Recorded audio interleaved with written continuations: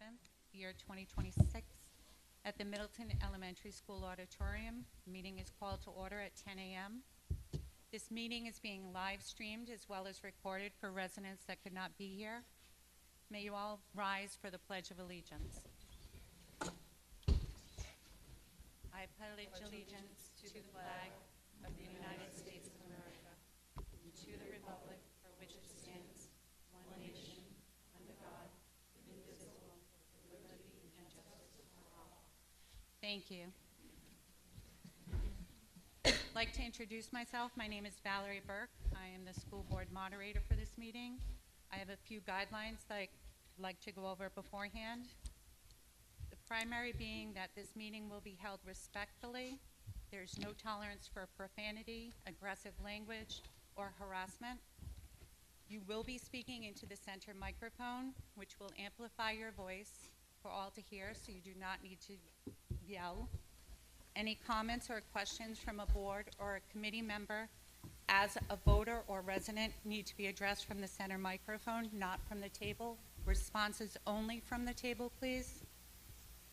If necessary, any person who cannot adhere to these simple guidelines will be given one verbal warning.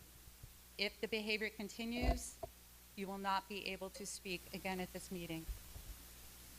If necessary, you will be asked to leave. Please form a line for all comments or questions at the center microphone. If you cannot get up to the microphone, one will be brought to you. We want you all heard. And when you are speaking, please state your full name and address for the record. Each voter will have the ability to voice their comments or questions to the school board and or the budget committee. Your comments must be related to the issue or the article at hand that is being discussed at that moment.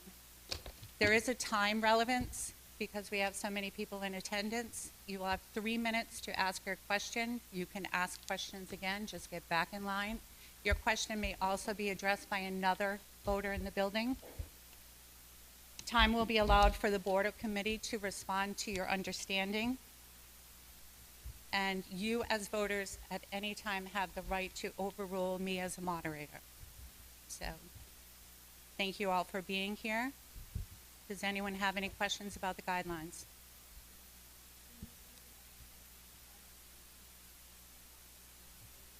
And then from their seat, how do they do that? The question you may be asking may be presented by another voter. Oh, I see. Okay. So if you Thanks. it may have already been asked, or you may want more clarity, that you can ask it in a different way. Is that good? Okay. Any other questions? All right. So there's I would appreciate for each member of the school board and the budget committee to introduce themselves. Good morning. Hi. Can you hear me? No. No.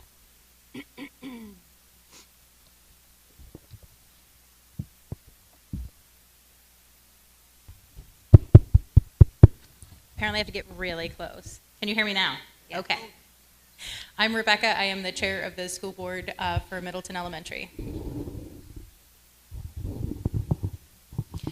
I'm Kelly. Nicole Huntress. Oh, we can't hear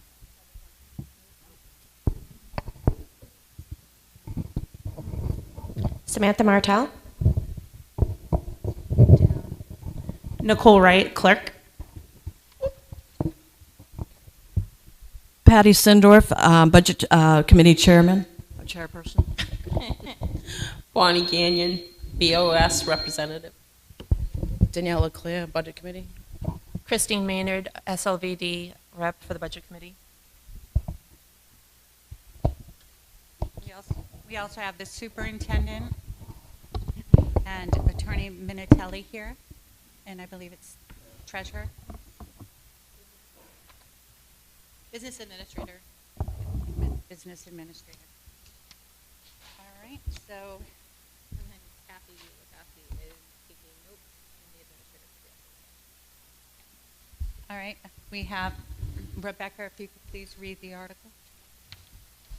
We'll First, I want to start with good morning. My name is Rebecca Eastman-Darrow. I am the chair of the Middleton School Board. I want to thank you guys again for coming and being here for the deliberative section so we can share with you the budget details. We'll be providing you with an in-depth look at each warrant article and its rationale, which we hope you will give you a more complete picture. We're happy to answer questions after each article is presented.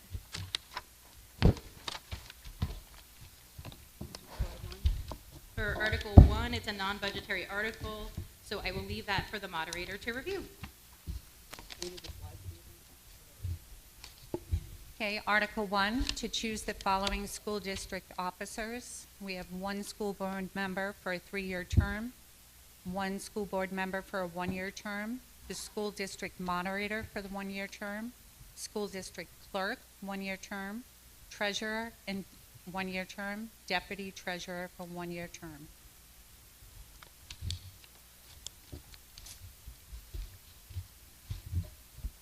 All right. Are there any questions on this article?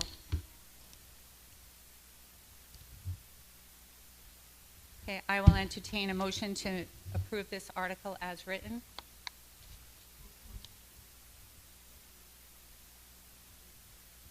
Do I have a second for this? I'll second it. Okay. Motion is moved forward and approved. Oh, we have to vote on it? Okay, so we have to discuss it now. I'm sorry. Little nervous up here. All right, so the article is on the floor for discussion. Does anyone have any questions? I move to vote.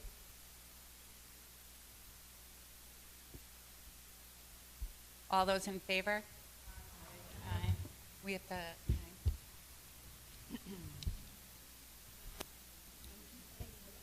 Okay. All right, so the article is moving forward. Yeas have it. All opposed? All right, so the article is moving forward. Any other comments?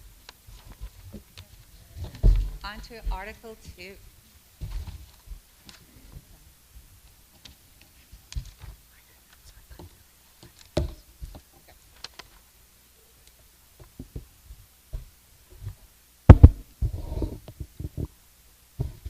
Good morning, everyone. I want to thank you for coming out, for your engagement, for your feedback, and your continued support for the school. It does not go unnoticed. We know how much you value education, and we're grateful for the trust that you place in us as the stewards of our public resources. The school board does approach the budget process with a lot of care, working towards the balancing the needs of our students with responsibilities to taxpayers. We understand that nobody welcomes higher taxes, especially during these uncertain times, and we take that concern very seriously. So as we move through this budget process, we are reviewing every area, looking for efficiencies, making difficult choices when necessary, without compromising the quality of education and what our students deserve. We appreciate your patience and your understanding and your continued partnership as we work together to do what's best for our community. So this is the official enrollment report required by the Department of Education each year. It's due on October 1st. Over the past 5 years, enrollment has remained fairly stable. We currently have 154 students enrolled at Middleton Elementary School, which is the same as last year at this time. We have 31 students at Kingswood Regional Middle School and 58 at Kingswood Regional High School. Grand total of 243 students for the Middleton School District. This section of the budget reflects all of the wages and employee benefits for our staff combined. If you look at the detailed budget line by line, you'll see different categories of wages under each subsection. This is the combined wages all together for you to see. This includes all of the staff salaries and benefits for all the teachers, paraprofessionals, bus drivers, principals, and other support staff, the school nurse and substitutes as well. All employee-related compensation is fully captured in this line. There's no additional staffing costs elsewhere in the operating budget. The one exception to this is we have a DBT position that is not included here because it is under a warrant article, and that'll be addressed separately when we get to that article.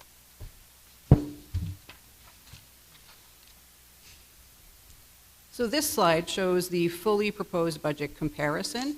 We have years 25, budgeted and actual, budget for 26. We're in 26 years, so we don't have actual figures for that at this time. And then the proposed budget for 27 for the school board, and then the budget committee. This includes the historical context, current proposals, variances, and all of the warrant articles, so you can see the complete financial picture. For year 25, the proposed expenditures totaled $5,379,812.34. The actual expenditures came in at $5,660,150.71.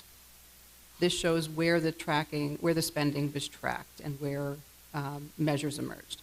So moving to the current year, the school board's proposed budget for 2027 operating before warrant articles totals $6,726,832.03. These are driven by a number of different factors. The regular education cost increased from $2,984,700.24 to up from $2,829,485.29 in 26. Special programs increased, and that's your special education needs, from $1,723,817.89 from $976,296.08. Guidance services increased from $136,625.79 up to $150,491.93. Health services increased from $92,435 to $130,202.62. Technology increased up to $38,980. Debt services was reduced from $412,350 down to $403,050. The difference between the school board's proposed budget and the budget committee's budget is a difference of $855,832.13, which represents the scope of the reductions made by the budget committee, and that's over in the fifth column there.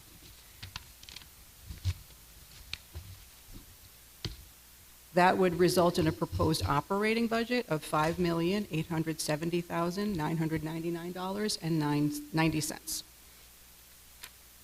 If we're going to reach this level, regular education would be reduced to $2,771,243, which is $58,242.29 less than the cost for regular education that's budgeted for this year.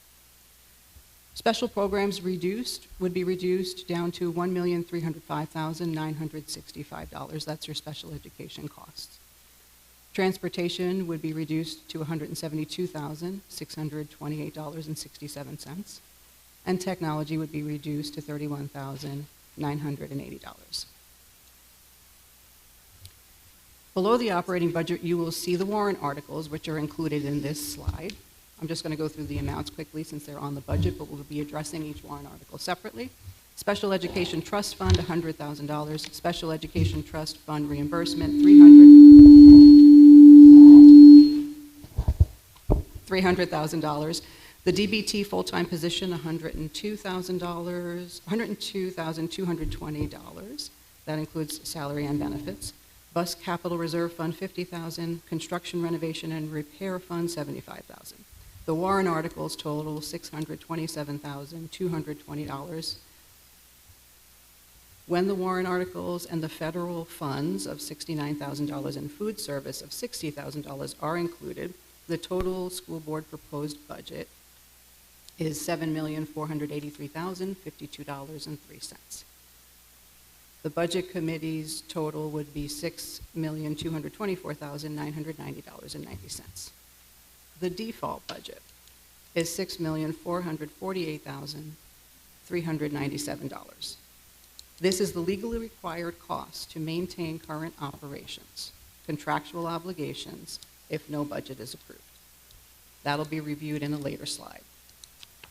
But this one shows you where the costs are increasing due to contractual obligations, special education, and staffing, where reductions were made to meet the rate by the Budget Committee, and how the warrant articles are covered. So now we'll go to revenue.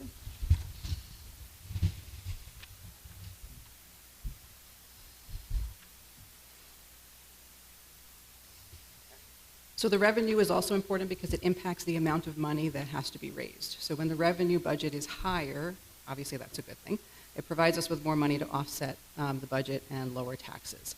The formula for state aid and student levels that are used in the state calculations in this grant takes into account the number of students overall, the number of families receiving free and reduced lunch, special education membership, and other differential aid.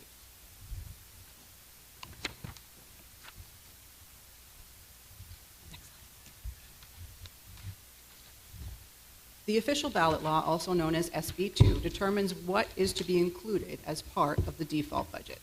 It states that the default budget is the amount of the same appropriations contained in the operating budget authorized in the previous year, reduced or increased by obligations mandated by law or previously incurred, such as debt services or contracts. One-time expenditures are not included in the default budget. The purpose of presenting a default budget is to give the voters an understanding of what a budget would look like should the proposed operating budget be voted down. The default budget is $448,397 higher than the Budget Committee's proposed budget. The Budget Committee recommended a bottom line number for the operating budget. So if you're looking in column 3, lines 1 and 2, they are listed as unknown because they had a flat line bottom line for the budget.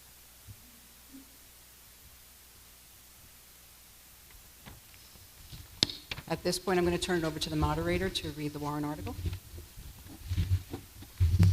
Okay, we're presenting Article 2, the average cost per pupil for the preceding year as calculated in accordance with RSA 18975IA is $19,699.60.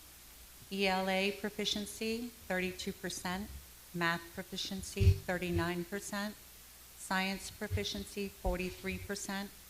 Shall the Middleton School District raise and appropriate as an operating budget, not including appropriations by special warrant articles and other appropriations voted separately, the amounts set forth on the budget posted with the warrant or as amended by vote of the first session for the purposes set forth therein, totaling $6 million.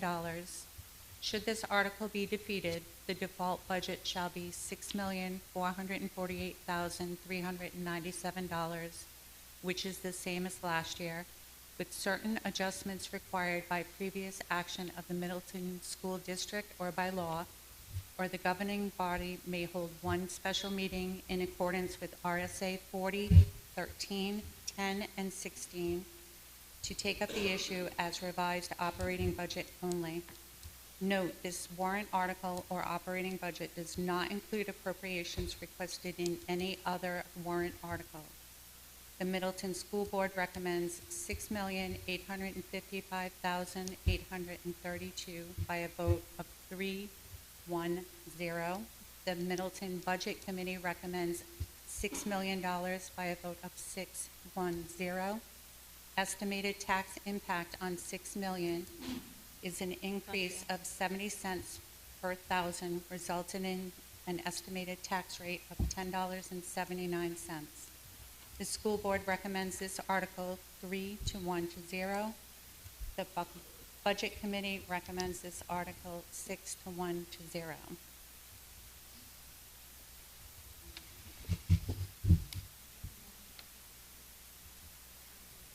I'll second. Okay, so we have a second to accept the motion to approve the article as written. Do we have any questions? So I'm opening the discussion to the floor on this amendment. Roxanne Tuskegee, 314 Route 153, Middleton, New Hampshire. What would be the tax impact on a $6.8 million budget?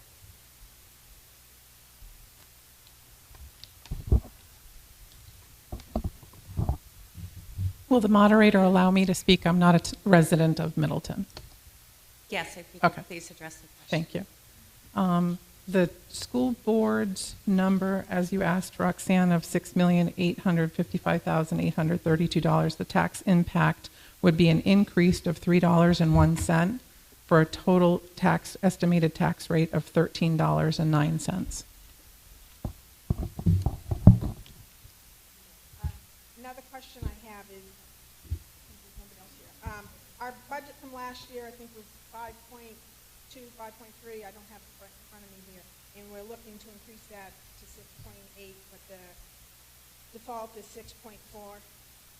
It's still like $1 million increase on the default budget, and you're telling us that we have $1 million of contractual obligation for this coming year.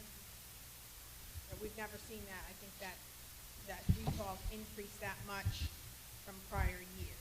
So what is causing such an increase on the default budget?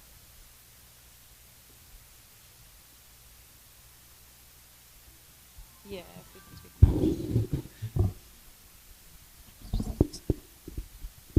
that. May I respond to that Yes, question? please. Thank you. So it's a few factors. Largely, it's increased special education needs and increased costs, the rate of those costs, and also the tuition agreement. This is a phase into the per pupil cost for the tuition for students in grades 7 through 12. That's part of the 10-year tuition agreement. So that would be different from previous years. The answer, to give a little bit more clarification to that answer, the increase in teachers, the teachers' contract was $163,650. The increase this year for the professional development of the teachers per the contract is $50,750. There's a 3.3% cost of living raise for the paras, the techs, bus drivers, and custodian. There's an increase of $56,000 for SAU services per the contract. And then the tuition rate increase for the 7th through 12th graders is $108,000. And then an increase of $38,000 for the nurse because the Huggins contract is no longer going to be in place, so we have to hire our own school nurse. And then the health insurance was a 9.49% increase was the information we had, and then an increase of $775,000 in special education costs. And that breakdown was provided back, I think, in November at another school board meeting. That's where that information comes from. I would like to make a motion to change the proposed operating budget from the $6 million that the budget committee has set forth to $6,452,832,000. That difference comes, we had to withdraw $372,000 from our special education trust this year due to a deficit in providing services. The $775,000 that was proposed to us didn't seem right to me, and when I looked at the breakdown, there were things that I could point out quickly that I did not feel were accurate.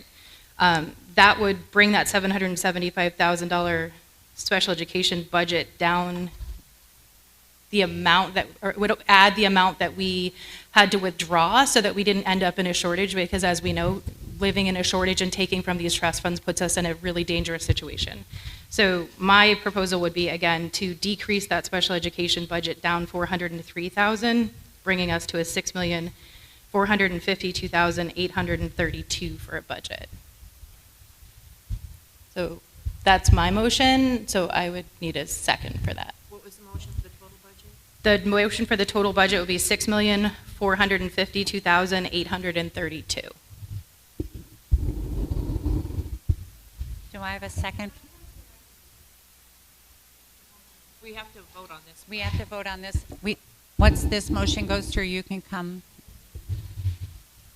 I need a second on that motion. I'll second. Thank you. You have a question?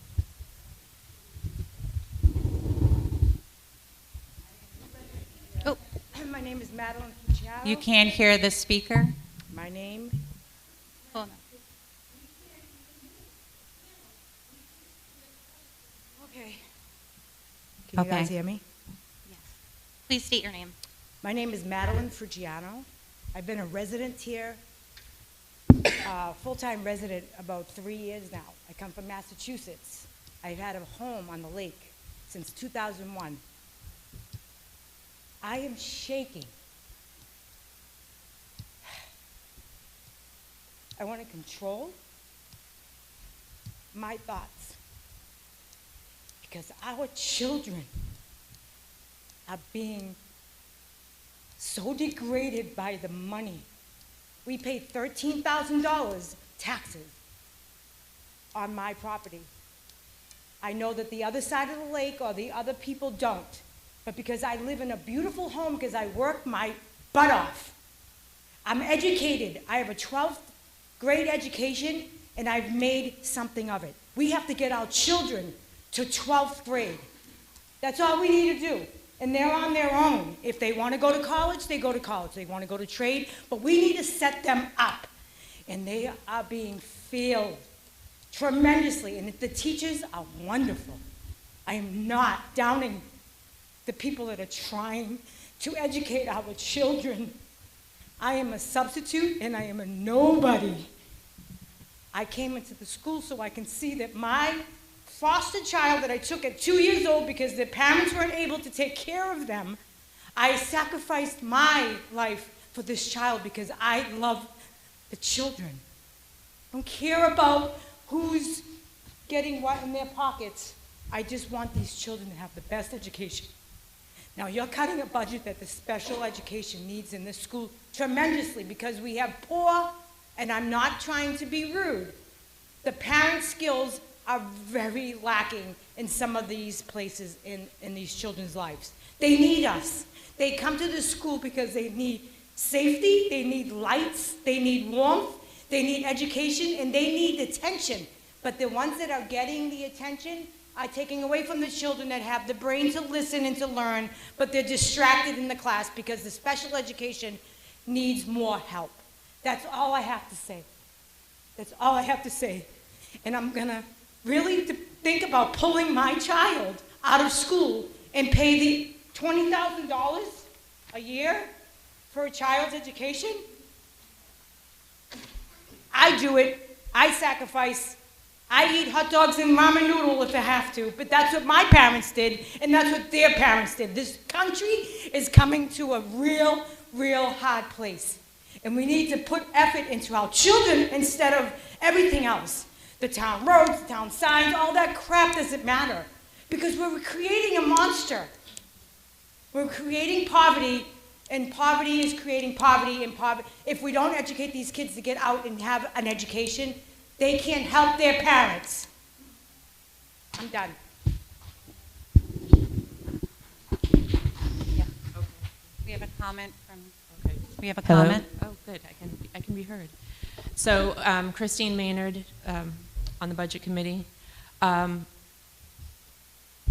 the comment, I don't disagree. I believe that our kids deserve the best. But throwing money at that without a solution is not the answer.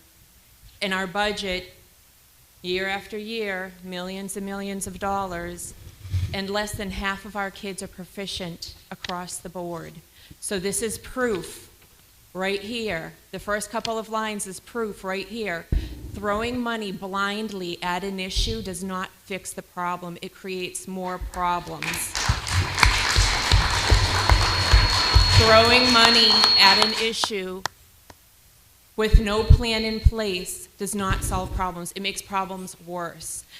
This budget that they're proposing is going to push parents and families to work more, be away from their children longer, less home meals, less family time, less everything.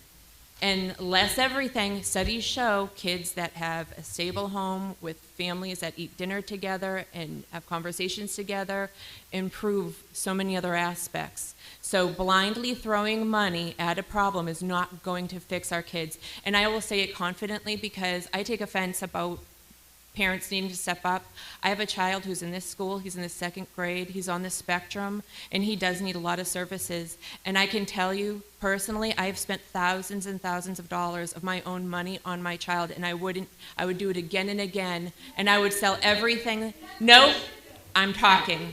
I'm sorry. But I do not expect the taxpayer to lose their home, to lose family time for my child or any other child, especially when they're not even making the grade, especially when they're failing miserably. I would have been more supportive if the board and the SAU were more transparent with the budget and the budget process, but they failed. I would have been more supportive if I saw that they had a plan in place to fix and address the issues that are going on in this school, but they didn't. They failed at that. So, to go ahead and support a budget that has no plan and throw money at an issue with no plan is not responsible. We here today as a budget committee, I can say for myself as a budget member and as a resident and as a parent of a child who does have special needs, I'm here to say we need to hold the line and hold the people that we spend a lot of money for their expertise and their education to help solve the problems and stop throwing money blindly at it.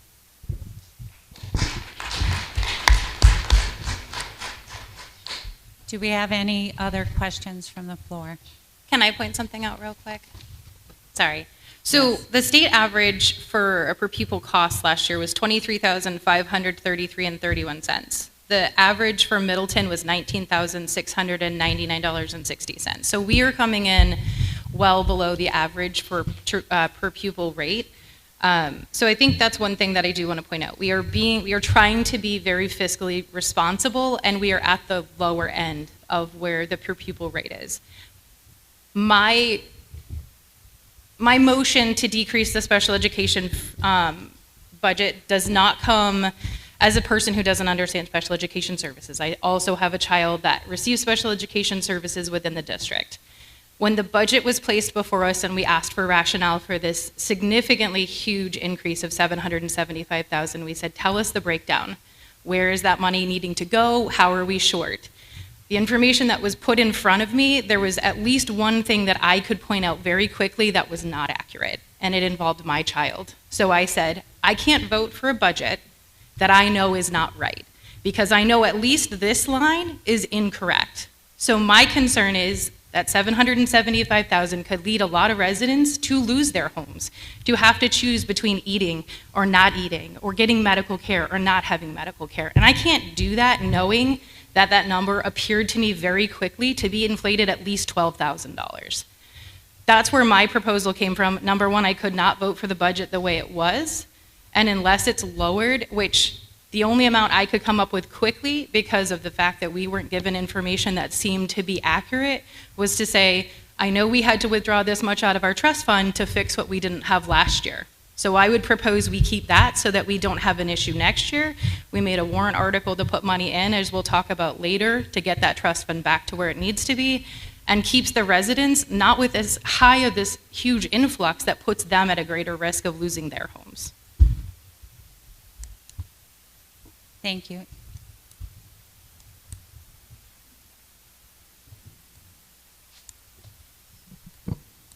We don't have kids or grandkids, and this. I'm sorry, can you please state your name and address? Oh, I'm sorry. Dorothy Christine Chesley, 307 Kings Highway. We don't have any kids or grandkids in the system. We did the tour when it was a brand new school, and we saw the beautiful art room, which was a delight. So I'm not familiar with what you have here or anything as far as, but if you do, I'm just wondering where we can save some money. Do you have a full-time art teacher? Perhaps instead, as many of us when we were growing up in years past, your regular teacher would do the art projects with the kids. Maybe we can eliminate an art teacher. Maybe we could eliminate a full-time gym teacher. I don't know if you have one, but could the kids have the outdoor playground? I just wonder if there are places, because I know the staff that is in place, it's important for them to be well compensated. and to have some kind of a cost of living increase each year and be treated well, to have the benefits they need. It's important for the kids to have their IEPs and the various programs that they need to be able to succeed and thrive in school. I feel that a place that we could cut might be if you do have a full-time art teacher or full-time gym teacher, so those resources could be dedicated elsewhere to the basics. Sometimes you just have to get back to the basics because we have to consider the entire community in this decision. It's just an idea from not knowing what the situation really is. Thank you. Thank you. Do we have any response from the Budget Committee or the board? I would just like to respond to that. So a lot of what we call the special teachers are actually in, can you hear me? A lot of the teachers that we refer to as specials, which is your PE, your art teacher, they are in the collective bargaining agreement. So to cut those could expose us to lawsuits for not having covered those positions. So it's a factor we have to weigh when we're looking at what the budget is that ultimately gets passed in March. Anything anybody else wants to add about that? And 2 of them are part-time already.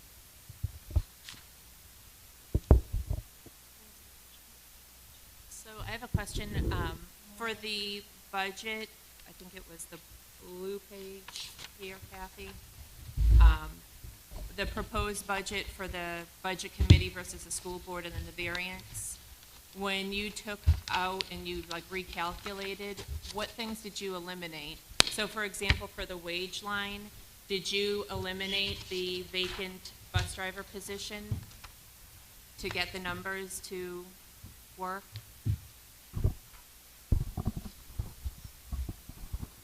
Because the budget committee gave me a bottom line number, I literally just had to take amounts from the regular education, some from special education, some from transportation. Essentially what I did was I looked at the default budget and where the budget lined up to that, to where the budget committee had given me the bottom line number, and I made sure that I didn't cut money. I didn't take any out of lines. I just bottom lined it from each function, not to bottom line it too much, because knowing that we have contracts in place and not to undercut any function with contracts that we had to fulfill. So for when I voted and made the decision for budgets, one of my intentions when voting and reducing was in hopes that you would take the posting down for the bus driver Can you position. hear in the back? Can you hear me? Was to remove the vacant large bus driver position. That would eliminate $36,047.87. I don't think it's really needed. We don't even have a actual bus for that person to drive. So to hire somebody when they can't do their job because we don't have the one piece of equipment that they need to do their job. And nobody's come forward with saying we want to buy a large bus. So you really are kind of putting the cart before the horse, asking for this much money when they don't have the tools needed. Another area that I wanted to see cut was for the school board members to no longer get paid. When I made the decision, it was for several reasons. One main reason is if we're going to cut money from a budget that affects our kids and our kids' education, let it be from the adults that are making the decisions to better or worsen them. And right now there's not been an improvement. I haven't seen true across-the-board effort and due diligence from the board to show and justify the money. But also I want to point out this, that throughout the whole town, on the town side, for all of the boards and committees, other than the selectmen, no other board member gets paid. All of us here on the budget committee, we do this on our own time and our own dime. I'm the chair of the planning board. The hours that I give doing that, my own time, my own dime. I don't do it for a gold star. I don't do it for any recognition. I do it because I feel so it's my civic duty, and I'm giving back to my community. So I feel as though that the school board and the school side should mirror what the town is doing. Hi. My name is Ann Donahue. I live at 293 Pinkham Road. It's more of a process question and maybe some clarification, but Rebecca's amendment that we are currently discussing, not the warrant article, listed a reduction. And when you just throw numbers out from your seat that aren't on the paper, it's very hard for me to understand how that fits.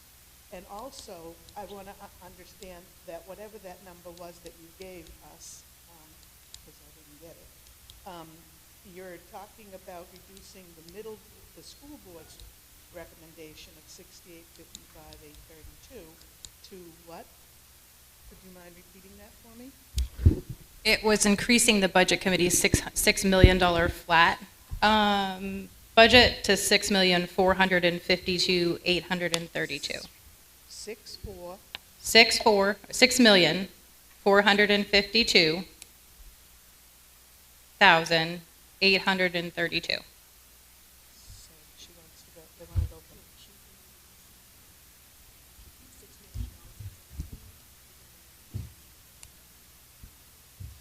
Okay, that's the clarification I needed. Okay, so should this particular amendment fail, then we go back to. Can you please speak into the microphone? What's that, hon? People can't hear you. If you could speak into the microphone. I should be definitely chastised because I can't hear a lot of what's going on. So Please I let me know, and apologize I to will. everybody that I just did what you all are doing to me. So if this amendment fails, then the article goes back to the 6 million of the recommendation. Correct. Is that correct? That's correct. Thank you very much for the clarification. You're welcome. Thank you.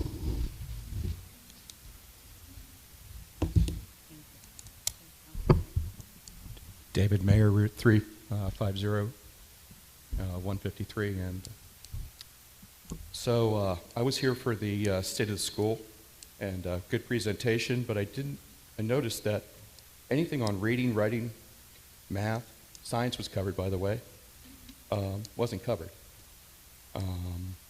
The scores here, 32, 39, 43, are those ratings like on a 0 to 100? The ELE proficiency? Yes. So those are how our kids are doing? Okay. Is that a good score? Okay. When I was on the budget committee, I was reminded numerous times by members there that I had no kids. I always had to say, pay now, pay later. With these scores, are our kids getting the money's worth? Or not my kids, these people's kids. Are they getting their money's worth? Those are failing numbers, in my opinion. So here's the question. We're not going to pay now. We're going to pay later because of the quality education they're getting. Now, right now, you want to go from 6. Oh, by the way, we made a math mistake, up 39% proficiency. You want to raise it to 6.4. Or if this passes, 6.8. That's a lot of money. That's a lot of money per child. And the one person said wanted to put their school child in private school. That's going to cost them money on top of this. Do you think that's fair? If this was a business, would these numbers be acceptable? Once again, I don't have kids in this thing, but I'm going to pay later for this. And I know it's great to have plays, go on field trips, but I'm sorry, I'm old school maybe. Math, writing, arithmetic. Basic skills these children need to know. And from those numbers, you're not getting it. And I know technology, I know AI's coming, but they're going to have skills that are going to matter. And it's basically laid down to this. Thanks for your time.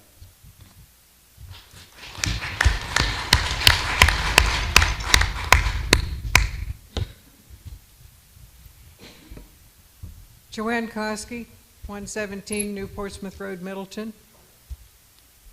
I haven't been active in school affairs for a few years, but prior to that, I used to write articles for the newspaper about things that happened in our town.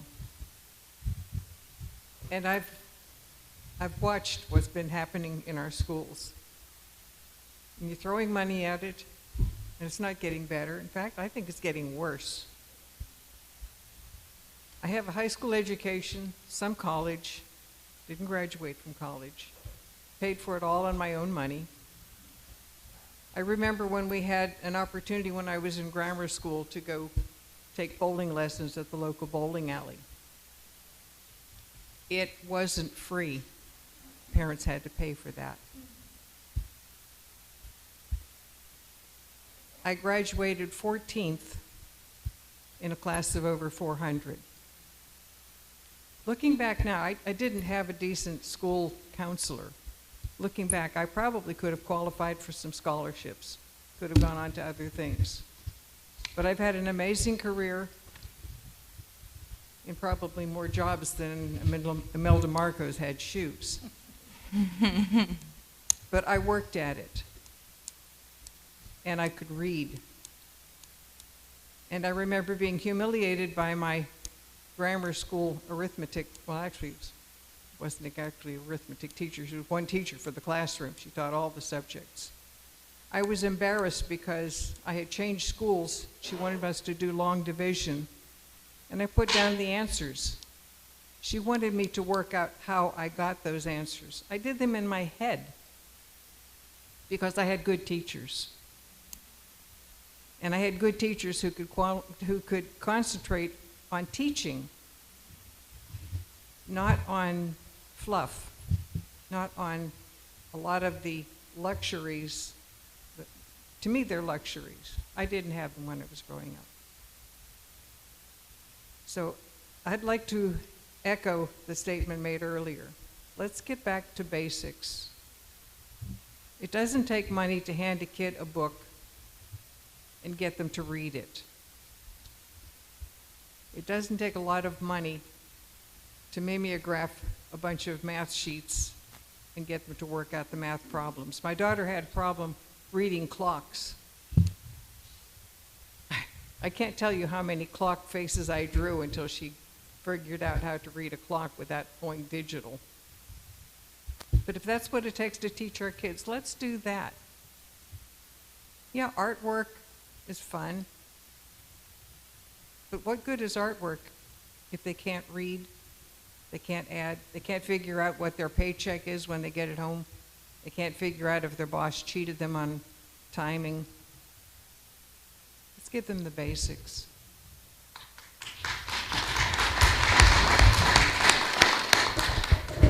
Do we have any responses? I just want to say something really quick. I don't disagree with any of you, and I definitely think that we have opportunities for improvement within the school. The numbers are not where we want them to be. But at the end of the day today, those numbers aren't going to be impacted by our budget this year. The impact is going to be whether our kids actually have a place to be, whether we have teachers to continue to teach them. We need to do more work on what's happening in the school. Yes, I 100% agree with that. But at the end of the day, if we can't meet our contractual obligations this year, the people who lose are our kids. They're already losing, as you're pointing out. Our scores aren't where we want them to be, but they're going to be even worse if we don't have a budget that we can continue operating something on and work to make those improvements. I'd also like to respond. So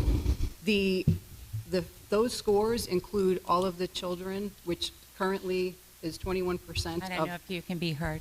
21% of our student body is accessing special education. That's IEPs. That does not include the 504 plans that children are also accessing in order to be able to learn from their education. We have learned so much. I went to private Catholic school. I had the same, sort of upbringing that many of you talked about. But not what we've learned about the way children learn in the past 10 years has really opened my eyes. And seeing my kids walk through the system, I can tell you, I have one child who would do great in that model. I have another child who does not. And they don't learn. Not all children learn the same way. So to access the education that you grew up with Children can't do that now. And you were forced into it in a way that may have worked for you and it may not have. You might have muddled through, but what if you had someone who could help you access education in a way that worked through art, by getting out the physical activity for those of you who struggle with being able to self-regulate? These are all things that provide the balance that allow the children to access their education. IEPs, 504 plans, all of those things help them be able to do the work that they need to do. Teachers are they're not doing fluff and fun things, they're also dealing with behavior issues, some tied to special education, some not. That really detracts from their ability to be able to focus on all of the children. And so there are children who are just kind of getting by because they're doing okay. They're not getting special education services, they're not at the top of the spectrum, they're just getting by. So we need to, I think, focus on special education and making sure that we're putting those funds in the best possible use so that the teachers can really focus on educating the children that are there and able to be educated. So maybe that is more paras, maybe that is more things, but those are the things that we will take a look at moving forward to be able to make sure that the kids that we have can access the education that they need. That's why special education is a federal mandate. If kids are coded on IEPs, we have to provide them those services.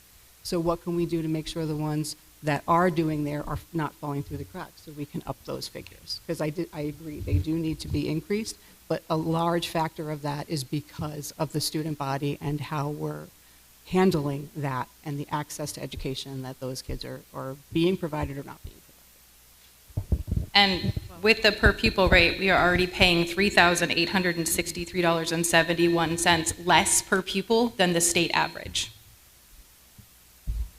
I'm sorry, Roxanne, there was somebody waiting. Oh, excuse me, she was waiting before you. That's okay, thank you. Thank you. Hello, everyone, Middleton residents. My name is Michelle Sinclair. I lived in Middleton for 41 years. I recently became a substitute teacher in our great school in September. I probably have had the opportunity to teach some of your children, and I love them all. I'm here today to talk to the school board. I think they've done a great job.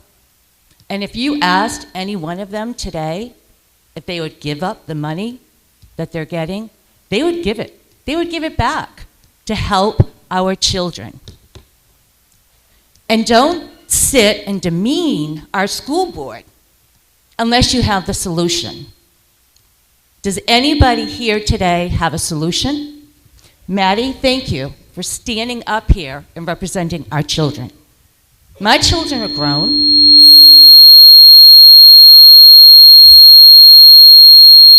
Kim's coming. Put it back. Perfect.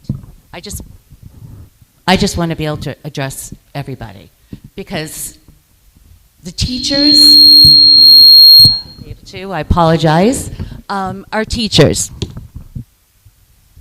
Can you hear me? Okay. I look at the proficiency that we have up here, and I know somebody spoke about the proficiency.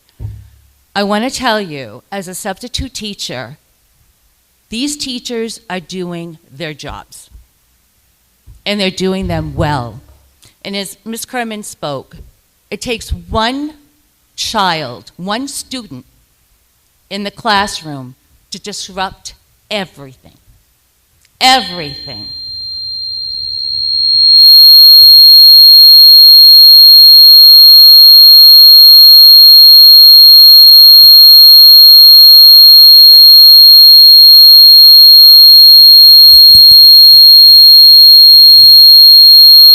Okay, perfect. I'll keep talking. I actually think this microphone knows how passionate I am about our children and our teachers and our school board. So, yeah, you know, I see these classrooms, I see them get disrupted. I see these teachers taking time away from our students so that they can get the classroom back in order. These teachers sometimes are teaching alone.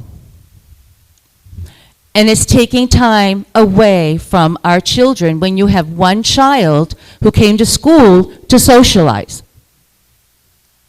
It does not stop with our children. Somebody spoke that we need to go back to going home, having dinner at night, and just having family time. I am passionate about that myself, but that's not happening. We have children that are involved in sports. We have dance. We have gymnastics. Parenting is so important to our children. These teachers are educating your children. They are loving your children. They are keeping them safe, and they are making them feel valued. Do you know how many times a day I've heard a teacher tell a child that they make a difference? These teachers earn their pay. And to tell them that they cannot have a cost of living, that really hurts me as a Middleton resident. Because these teachers have earned their pay plus. We are not running a daycare here, we are running a school. And sometimes these kids come to school, and trust me, they think they're at a daycare. They don't want to be here. And why don't they want to be here? It does not stop. Education does not stop when these children leave the school. Parents need to be more involved in their child's education. Homework? Why aren't our kids going home with homework? Well, I'll tell you why. Michelle, you hit the Did I 3-minute mark if you'd like to tie it up. Okay, I will tie it up with these children are our future. Whether you have a child in the school system or not, they are our future, and they deserve to get educated. Parents, take time to educate your children and teach your children that they are not going to daycare. They are going to school to be educated, to be kind, and to be valued, and they all are. Thank you. Thank you.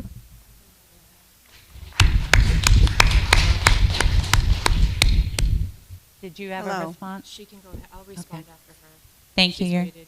Robin Bouchard, 307 Pinkham Road. I'm not here to criticize or say anything. We can't, the audience can't hear you, I'm sorry. Oh, sorry. Can you hear me now? So the only comment I have as a taxpayer, I don't have children in the school system, is the constant increase in our taxes. I've lived here permanently for 10 years, and my taxes have tripled. I've had the family home for 55 years. Prior to having a school, our taxes were nothing even close to what it is today. I'm okay with education, and I think what you're doing is great, but every year we're increasing millions of dollars, $1 million. And then you look at those numbers. If you came to me and said, I need an increase of $1 million, but here's what I'm doing to help those numbers. What are we doing to increase those numbers as part of the budget process? But we don't see that. We just see we need more money, but we don't see a plan that says how we're going to educate and how we're going to bring our numbers up with the students. And that's really the only comment I had. I do appreciate all the effort that goes into this, but from my perspective as a taxpayer, I don't see, and the numbers don't show me the benefit, I guess. Can I respond to Thank that real you. quick? Do we have a response? Go ahead. Hello? I just wanted to respond to some of the comments about being involved and all of that. Nobody here today has said that the teachers don't deserve a cost of living pay. Nobody here has commented about the deserving, if they're doing a good job or a bad job. You know, my son's second grade, he's been here since pre-K, so we've been around the block a couple of times so far. I've never once said that any of his teachers have done a poor job. In fact, I like and respect all of them. I try to take a point to acknowledge and show my appreciation every moment that I can. But I think we're partly losing track of what we're here today. We're here today to talk about a budget. We're talking about money. And it's tied with kids, and it's tied with school, and it's tied with education, and that's a very emotional thing, especially for somebody like myself and Heather, or Rebecca, and even Heather, who have kids that have special needs, who are struggling a bit more, and they're here. But we have to take and make decisions based upon facts and not feelings, because the fact of the matter is the facts are going to push somebody out of their home, or they're going to keep them in their home. Feelings, especially with this budget, are going to push many people out of their homes, push many people into having to work more. As for the money and just blindly giving money, once again, there are areas in this budget that can be cut. For example, almost over $36,000 for a position that the person can't even perform their job. You could take that away. Not only do you take that salary away, but you take the taxes that are in a different budget line, and you save yourself even more money. There is many areas in this budget that I'm sure if the right people that we spend a lot of money to do the job did their job and treated it as such, that we could cut back on the budget a lot more and give the kids everything that they need. And someone made a comment about the kids not having field trips and everything else. This budget does not allow for any of that. That is why myself, Nicole, and a couple of other moms revived the PTO. Linda Adamo, who's been wonderful, who doesn't have a child at all in this town, but still gives up her time to the community. I come in and volunteer. Nicole's come in and volunteered. We've let the school know we're here.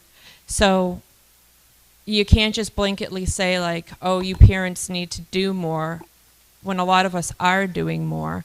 I think the people that we spend a lot of money on, an SAU that we spend almost $300,000 on for services, need to pick up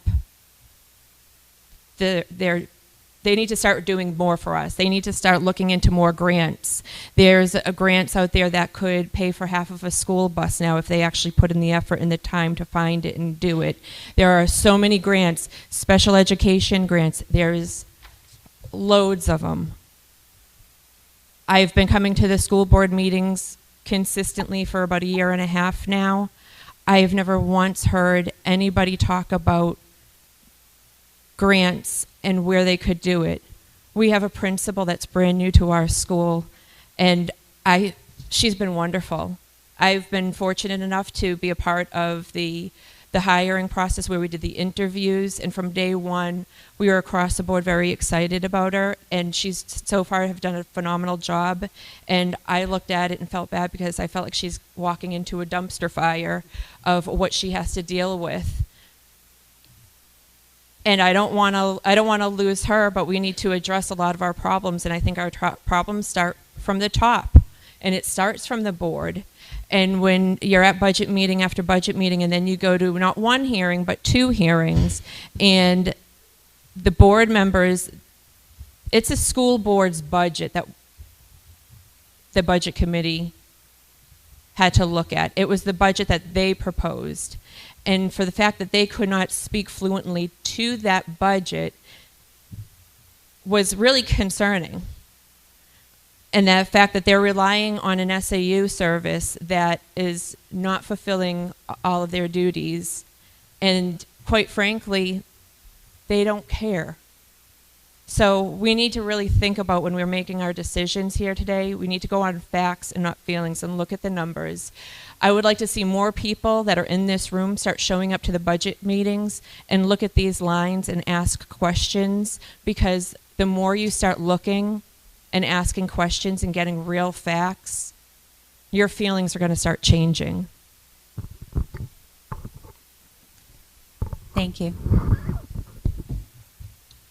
Apologies, my mom says I always talk way too loud, so if I blow out everyone's ears for this, apologies. Roby Nejame, 498 Route 153.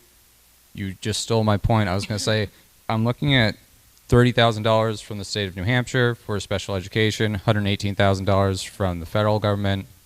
That is the same for the proposed budget. Would love to see opportunities to get more grant money. There's likely money out there. For me, for finding education, it was always write more letters, talk to more people. I am running a writing campaign for treasurer for the school board, I would be more than happy to spend a lot of time looking for that additional money, as it sounds like we have a deficit for our fund. All right, let's find other resources to fill those coffers from the people that should be giving us that money, that state and federal loans and grants. But thank you for pointing that out. I was like, oh, I should have gotten up here earlier. Any comments or? Thank you. Brody? Brody? You catch the last one.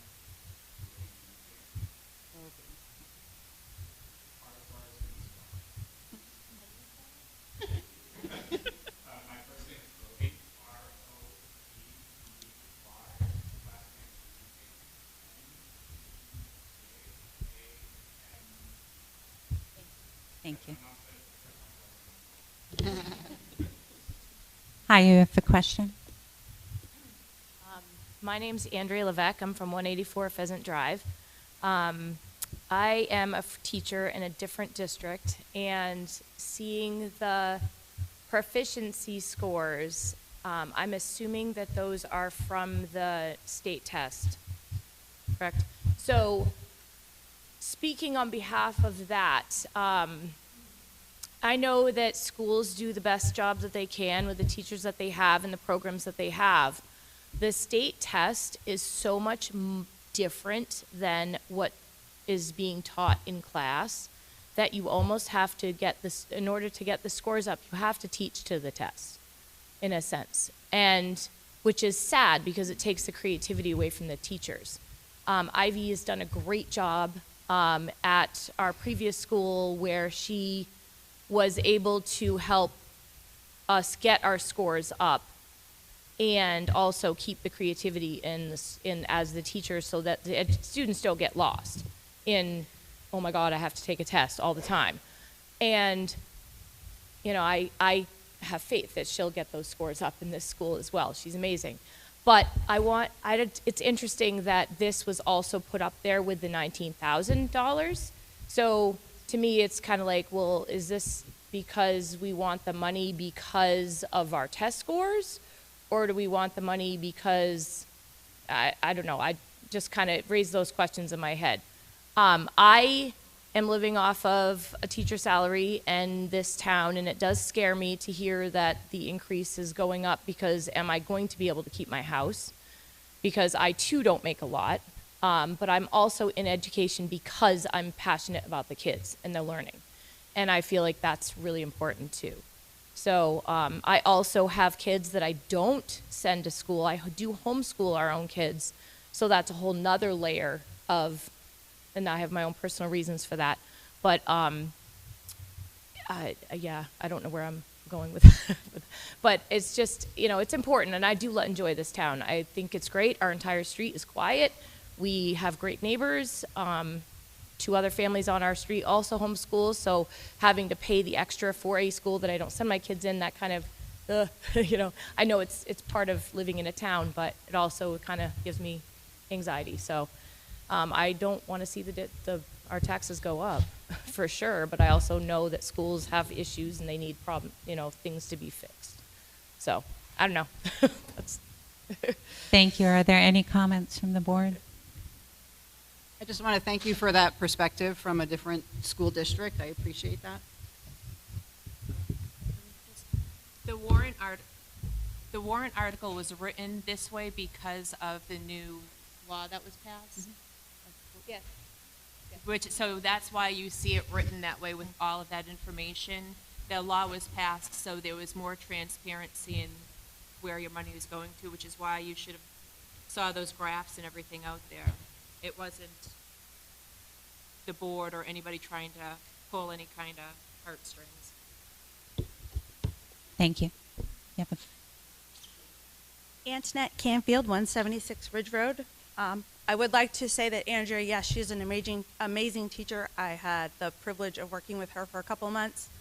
I've actually been a paraeducator. I've worked K through 12 way back, starting in 2006. And for those of you who keep saying, bring it back to what it was, the problem is the world today is not the world it was when we were kids. It's not even the same world that it was when my son was in kindergarten in 2006. Teachers have to deal with a lot more. They have to face a lot more. Their hands are tied with how they can teach because there are laws that say you have to teach them this in this time frame, and then you have to move on and go to this. The creativity is gone. And I've seen that. I've also seen, because it's not typical for an educator to follow kids through their entire education, watched as each grade before knew a little less, was able to do a little less, and it just keeps happening. So this is happening everywhere. It's not just in our town. When I started back in education for a brief period, I reached out to my friend in a different district that I worked on, and I'm like, are schools like this now? And she said yes. Our teachers need the support.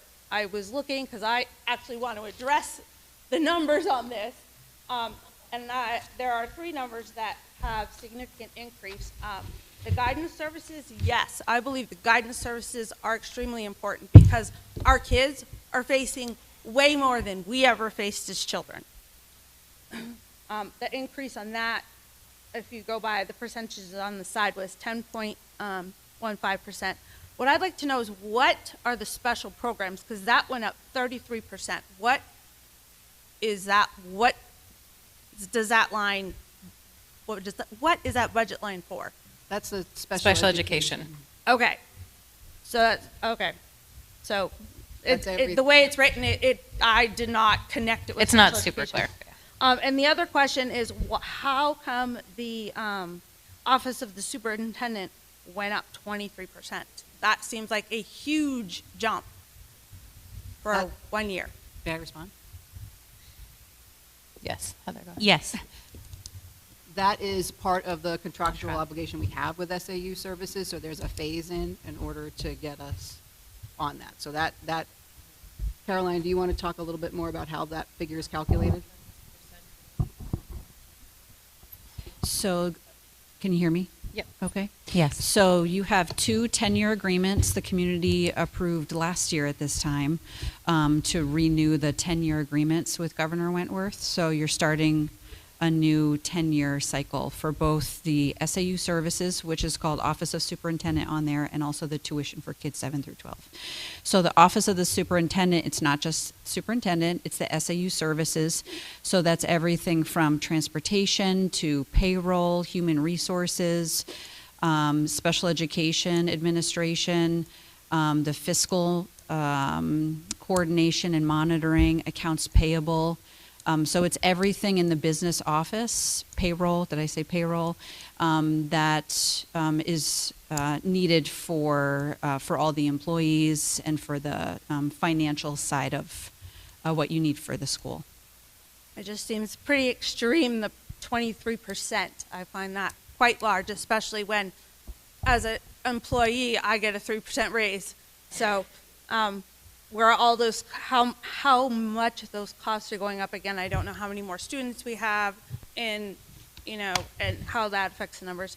And since you point out that the special programs was special education, I would like to know, are we filing for Medicaid services and getting reimbursement from the state?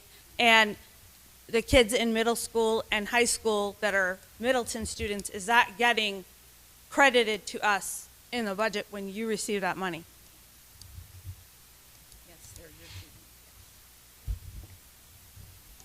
Yes, she said yes. That is our student, so that money goes back into the budget, is what she said.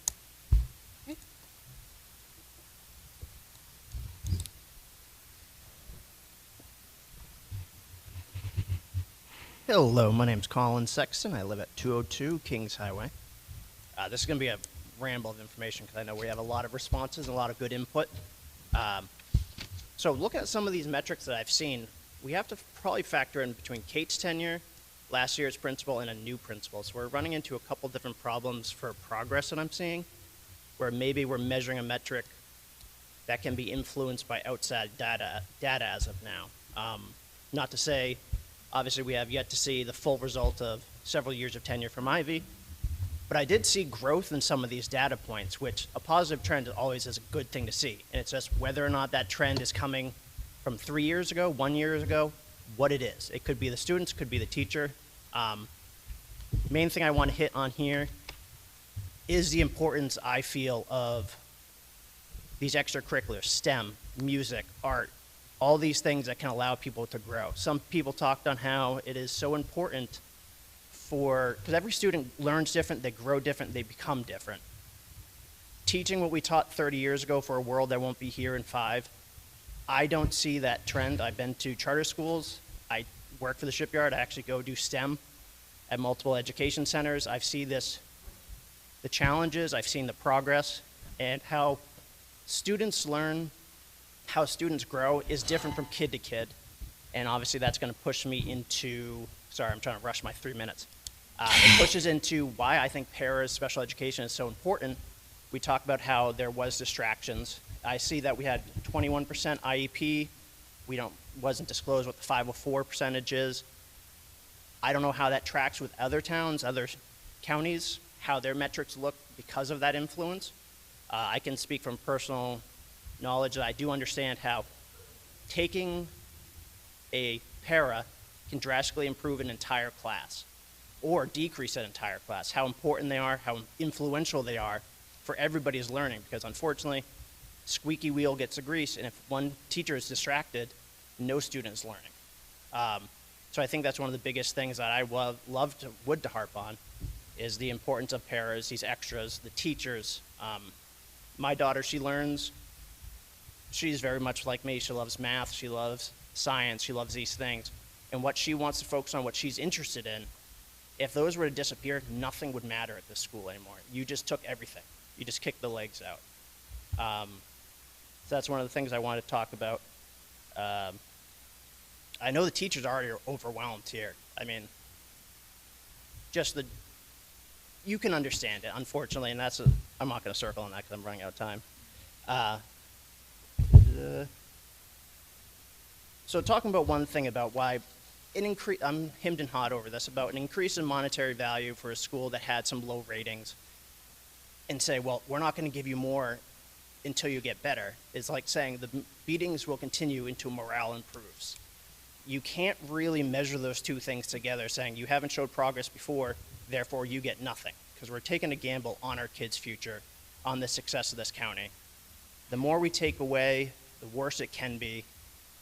It's not a guaranteed proof, and it was sad to hear that there was no plan that was received when people asked, well, what is going to happen with this? And I heard a couple of people say it, there's no plan in place for this budget. It seemed upsetting to hear, and I'm paraphrasing probably, but yeah. And also the tests, if we're talking about those real quick, I know some people, I work on submarines, you put a piece of paper in front of them and you're staring at them as they're getting graded, they will lock up. But in general conversation, you will be absolutely amazed what they'll tell you about 15 years ago from random material documents, because they're calm. The moment you put the pressure on them... If you could please tie it up. I'll stop talking. Hope you all have a good day. Thanks. I do want to share, I believe it's in November, we usually do a larger presentation that shows the changes and the increases. We have seen increases in, I think, every area, if I remember right, some were greater than others. But unfortunately, today, it's not part of the presentation that we're doing. So that usually happens in November of every year, where we go over all of that data. Thank you. Hi, I'm Amy Gardner. I live at 36 Nicola Road.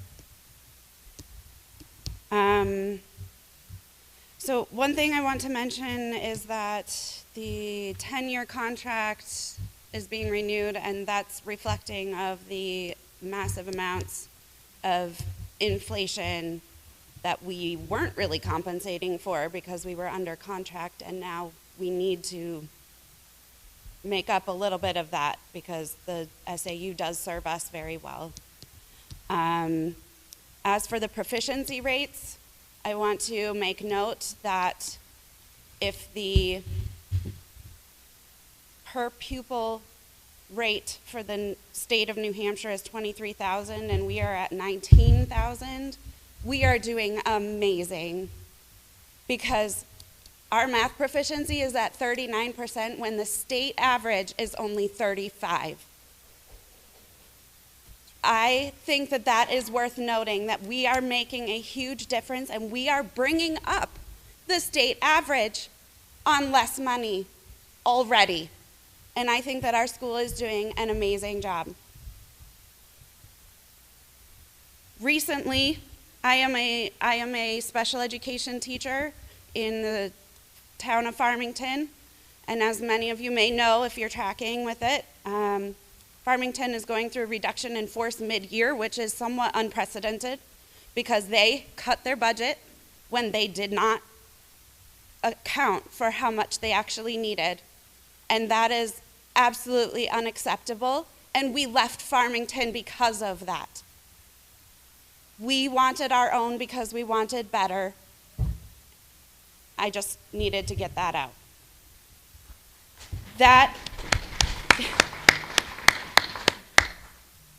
Because of that reduction in force, I was looking around and I happened to see that there was a position open in Middleton for special education. And I said, oh, I would love to work at that school. I would love to work in my town. I would love to be a part of these kids' lives, and I applied for that position. And then I voluntarily withdrew it because I was afraid that I might not have a job next year.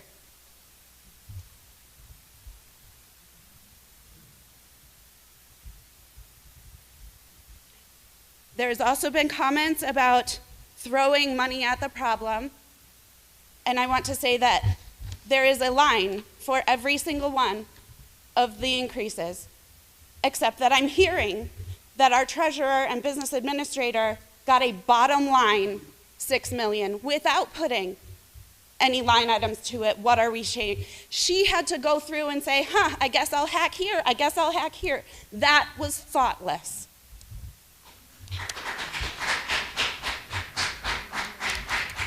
And lastly, what I want to say is that I have a student here who last year was chased around the school by a student who was unsupported. It was not safe in this school for him to be here. He went from his room to the library to the art room trying to be in a safe space because this one student did not have para support. And then at deliberative session, they got the funding.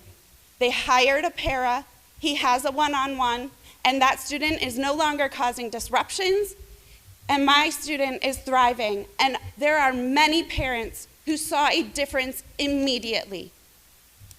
If we cut the budget, para support and special education services are the first to go because there are not as many contractual obligations there. But we cannot cut those fundings because it distracts and it takes away from all of our students' learning. Thank you. We have a comment from the... Just to comment on the budget and where the budget committee just made a $6 million cut. We went through each line item and there were areas like, I keep pointing out the vacant bus driver position that doesn't have a bus to drive, and certain areas such as that. But there were many, many areas that we really weren't unsure of because we came to the table prepared, and we came to the table and asked in plenty of time for information such as we wanted to see all of the contracts that the budget had and how much those contracts were, and know where they fell in each line. We had many other questions, and we were not getting any kind of answers.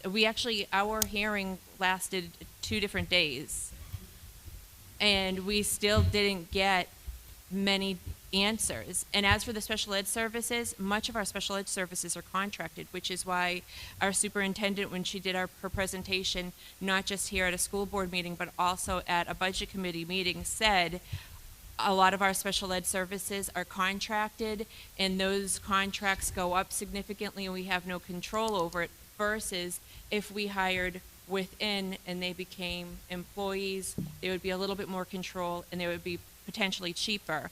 I asked, well, why hasn't that been addressed, seeing as though we have 21% of our kids needing those services? That would save money and get those services, and I got We haven't talked about it. And so we didn't just blindly say, we're going to choose this number. We worked hard. We worked very hard over the course of the year, researching, asking questions. I even had to 91A questions to get answers on things. And I had to do it not just once, but several times. There was one thing that I asked for that took months for me to get. So it was not, we didn't just harshly and blindly pick out a number out of a hat. We tried to play fair in the sandbox, and we came forward with very good intentions. So just real quick, so 21% of 154 students is 32 kids. So you're talking about hiring a physical therapist full-time and an occupational therapist full-time and a speech therapist full-time. When you're talking about all those positions, those are all going to be adding, that easily I would say that would be $100,000 per role, if we could even hire that. So that would, I think that's where the superintendent's office did give some information about that. That wouldn't be a cost saving to us because our school is so small. I think if we were talking about a bigger district and you were talking about Governor Wentworth hiring, so I'm not talking about your meeting, I'm talking about conversations that was had at the school board. So those positions would not be necessarily a cost savings. I hear you. And yes, it's often cheaper to stay in-house than go outside, which is why I think it's so important to keep our kids here, because we have the lowest per pupil rate in Middleton than any of the towns in the area. Wolfborough's, I believe, is 27,000 and change. Farmington is 23,000 and change. So we're trying to be cost effective, and I hear you, and I think there are opportunities to do that. I don't think hiring physical therapists and occupational therapists will give us that cost savings. What about the two parents that are contracted versus posting a position to hire? I didn't hear what you said on that one. So there's two paraprofessionals that are contracted through like an agency. Mhm. Why hasn't there been two postings? You have a bus driver posting. So the superintendent's saying that they are posted. When did you post them? Because I looked at the last hearing and they were not posted. The bus driver position. What? She said it's been posted all year. Okay, I haven't seen them. If it's at the same place where I can see to hire a bus driver and a special ed teacher. We can get you the information as to where it's posted. Jonathan Sindorf, 323 Kings Highway, Middleton. One of the things I'd like to ask the board, I don't believe we probably have a slide for it, what is with our contract, our agreement with Governor Wentworth, what are the per cost for the students going up there? What is next year's amount? What's the following year's amount? And the successive 2 years after that? Do you have that contract?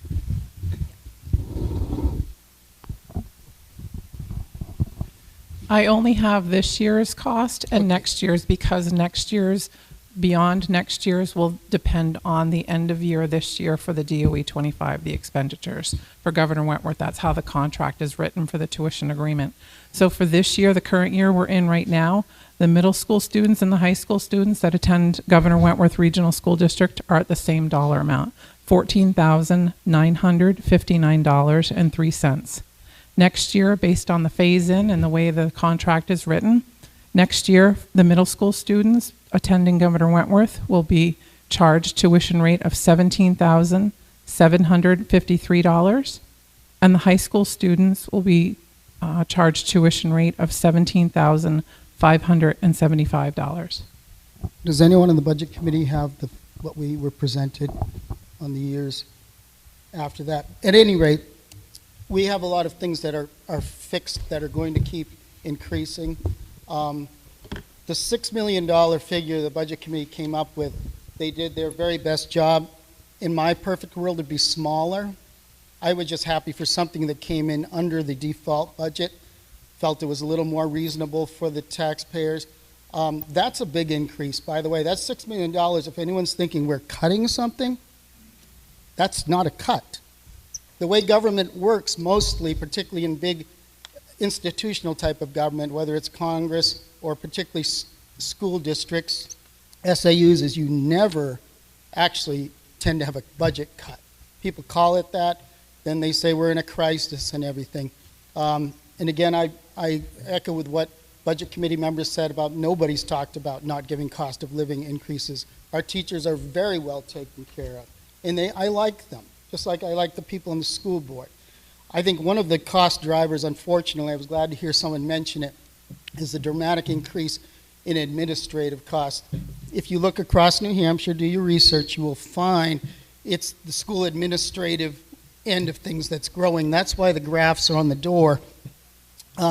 Something that an SAU is not going to voluntarily do, so the legislature had to mandate that they did it with the governor's pen. So, and every bit of information this budget committee has gotten, despite efforts by some on the school board, have been slow walked. That information should be so readily available. And I'm sorry, and I don't dislike anyone in the administration, but I'll tell you one thing. Anyone you're talking about Farmington and loss of jobs, ask this question. Who in the administration of that SAU will be having a job cut? I know the answer. Do you know the answer? No one. They never get their jobs cut. So remember this. We're talking about students here, but if we're talking to the taxpayers like we don't care, look at the direction where most of the money is spent, where they're not maximizing Medicaid reimbursement, where they're the ones that are, you ask them, they're the ones driving the whole education agenda. They're the ones driving the train. They are. They're the ones who actually produce the budget. It becomes the school board's budget that they then present to the budget committee. They're the ones doing it. I mean, unfortunately, they don't have their own little public hearings, but they have an office there in Wolfboro Falls. Might want to call them sometime. Anyway, as much as I appreciate Rebecca's amendment, and I really appreciate that sometimes she's a sole vote of really common sense on the school board, and I mean that, and I respect her immensely for what she's trying to do.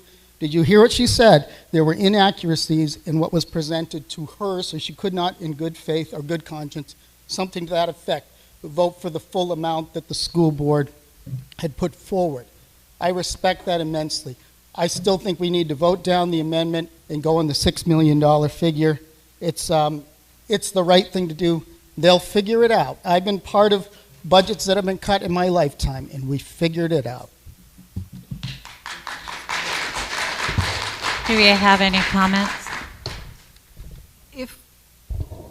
I hear what you're saying about the SAU services, but if we were to look at those services and we were to now have to take them out and pay for them privately, you are having to hire a school administrator, you're having to hire a superintendent, you're having to hire a director of curriculum, you're going to have to hire transportation managers, you're going to have to hire cafeteria oversight. All of the things that the SAU does, payroll, overseeing special education curriculum, all of that will now have to be done in-house. And at the rate you're looking at, I don't see us getting that for that dollar value. So I hear what you're saying, but when I look at the cost to hire all of those individual peoples, even if they're part-time with wages and taxes and mandatory retirements, I don't see us being able to fiscally do that without a drastic jump. So that's my reason for saying yes. And in terms of the communication, I will just say in my part, I have done everything that I feel like I can feasibly do to try and bridge that gap. That was something that was very important to me. I sat down with the budget committee in the fall and I said, tell me what you need, because I knew there was this sort of spinning wheels. And I gave the SAU a list and said, this is what needs to be provided. The disc was given to the chair of the budget committee. I was told the prior year information was not on there, but nothing about the current year, so I assumed current year had what they wanted. I asked in December before our public meeting, can we give me everything that you need? And I was given a list. It was mostly special education. Those were provided along with invoices and statements and things that were asked for. But the first time I come to the public meeting, or I heard that what was provided was not sufficient, was at that public meeting, which I then took every single line item in the budget that was asked about. I went back to the SAU and said, these are the things that we need information. And we didn't get the documents, but I got the answers, and I provided that to the budget committee in advance of the meeting. I think it was Thursday or Friday I sent it out. So they had time to look at it before the Monday meeting. So communication has improved from last year to this year. The SAU did go and present the budget to the budget committee. Kathy went to the first few meetings. It would be really good for her to go to all of them, because there are detailed questions that she only knows. That as much as I can do it, I don't have access to that information. So I think it would be really helpful to have that presence at all of the budget committee meetings. So that was my ask, and I will continue to ask for that. Real quick, I think the one huge thing that I've taken away from all of the years that I've been involved with the school board is there is a huge frustration in the information received from the SAU services. And that has created a huge level of contention between the school board and the budget committee. Not purposely, but you guys are thinking that we have access, we're trusting the people who are giving us the information to get us the information. At the end of the day, all of the fighting, the only people who are actually going to be affected by a budget shortfall are the taxpayers and our students. If there is not enough money, they're the ones that are going, because we're going to start in a hole and have to fix it, or we're not going to have enough and we're going to end up with lawsuits and other things. So I think that's what makes me afraid. I'm frustrated that I didn't get the data. The special education numbers frustrated me. When I asked for the data, immediately I could pick out something, at least one thing that wasn't accurate, which is frustrating and leaves me in a position feeling like I didn't get the data that I needed to make a good decision. So I did the best I could and said, I'm not voting for this budget. I can't. I think what's hard is the budget committee came back and you did give a couple of numbers that you felt that could be cut, but not to the level that we cut it. And that's what makes me feel concerned about the budget. If we don't come up with something in the middle, we're going to find ourselves in a shortfall, which is going to punish everyone else because we're going to start out behind. And a deficit is not a good place to be, as we all know. Hi. Hi, I'm Beth Mills. I'm nervous, so bear with me here. I am at 498 Route 153 in Middleton. It seems like people here very greatly care about the kids that are in our school system and where their money is going. And it seems like there's a lot of confusion between the two. I had a question mostly for the board here, and let me know if it isn't super applicable, but do we have anything with data visualization to be able to better display to people like what the math proficiency stats are for our town versus what they are for the state, which is versus what they are for the region? Same thing with the spending that you were talking about, because I feel like having the visualizations would help us, like you were talking about, be able to vote with facts and figures as opposed to vote with our feelings, because we can see where everything's at. But that's my question. Yeah, so there was the whole presentation that gave a lot more data and would answer, I think, a lot of those questions for you in November. It should be on the website, so you should be able to see it there and go through that PowerPoint. Cool. We just moved here, so thank Sure. you.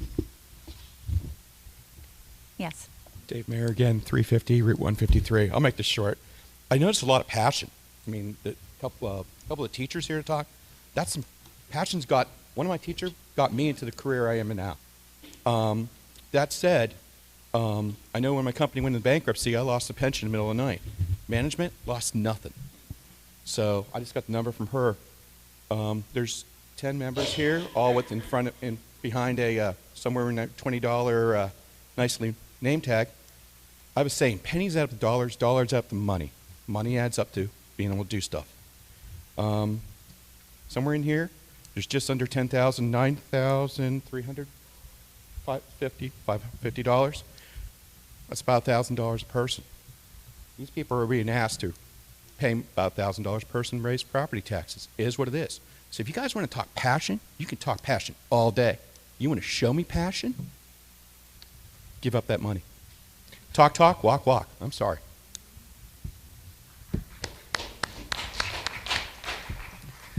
Jonathan Sindorf, 323 Kings Highway, Middleton. Just wanted to remind the voters that last year, Budget Committee came in with a good number. They'd taken out, was it approximately $400,000, am I correct? Somewhere around there.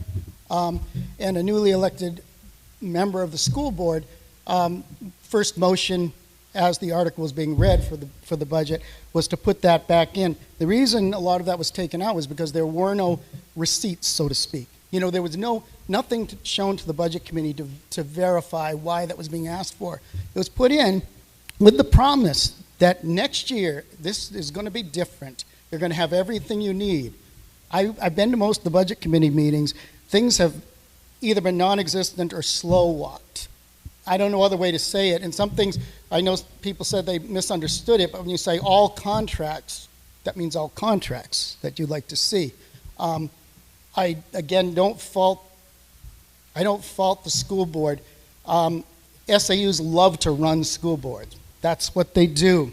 That's really what they do, and they want them to rubber stamp everything, say, believe us, believe us. Again, remember what the chair, Rebecca, said about inaccuracies that made her doubt that large number. The other thing I was going to say was in response to the cost of having it separately done. Well, there needs to be some legislative change, which I know that today's not about that.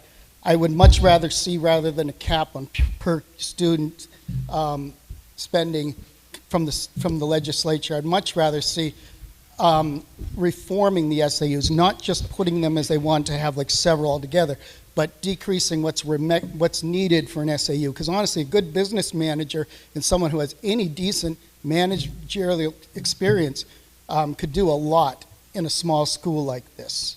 I think we're fooling ourselves. You look at the town municipal building, how much is done with very few hands in that building. Very important stuff, guided by law, like it is here. We fool ourselves. The experts like to tell us only they can do it. We can do better. And I, again, support the 6 million figure.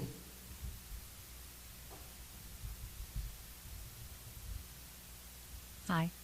Antoinette Canfield, 176 Ridge Road. I do have a question actually for the superintendent. Where exactly are the postings for the paraprofessionals? Because I looked on the town website, I looked on your district, I can find for special education teachers and substitute teachers and paras and a spare bus trip driver, but I see nothing posted for paras. Did you just say substitutes and paraprofessionals? Well, it says substitutes and paras, correct, but it says position type substitute. To me, that doesn't say that you're looking for a para to stay and work as an employee of the school permanently. It's for substitutes and paraprofessionals. Okay. For Middleton Elementary. So I think that it needs to be presented a little differently, because as someone who has been a para and I have looked, I even checked on School Spring to see if anything was there and I missed it, that is extremely misleading. We'll take a look at that. Thank you. Thank you. Joe Bailey, 24 Silver Street, Middleton, New Hampshire. To you guys, we have a contract with the SAU, correct? Yes, sir. We pay how much money a year? Roughly $300,000, a little bit less than that? Yep. So during this whole process, all you hear is, we ask for information. You don't get it, you don't get it, you can't get it because they don't have it, because whatever. You have your subcontractor right here. Why don't you ask them the questions right now, how come you can't get the information you need to do your jobs the proper way? They're right here. Ask them. I want to know, how come you people cannot give information every year through this budget process that we have to sit there and pull, drag, and beg for information to do their job so we can do our jobs as taxpayers? Any answers?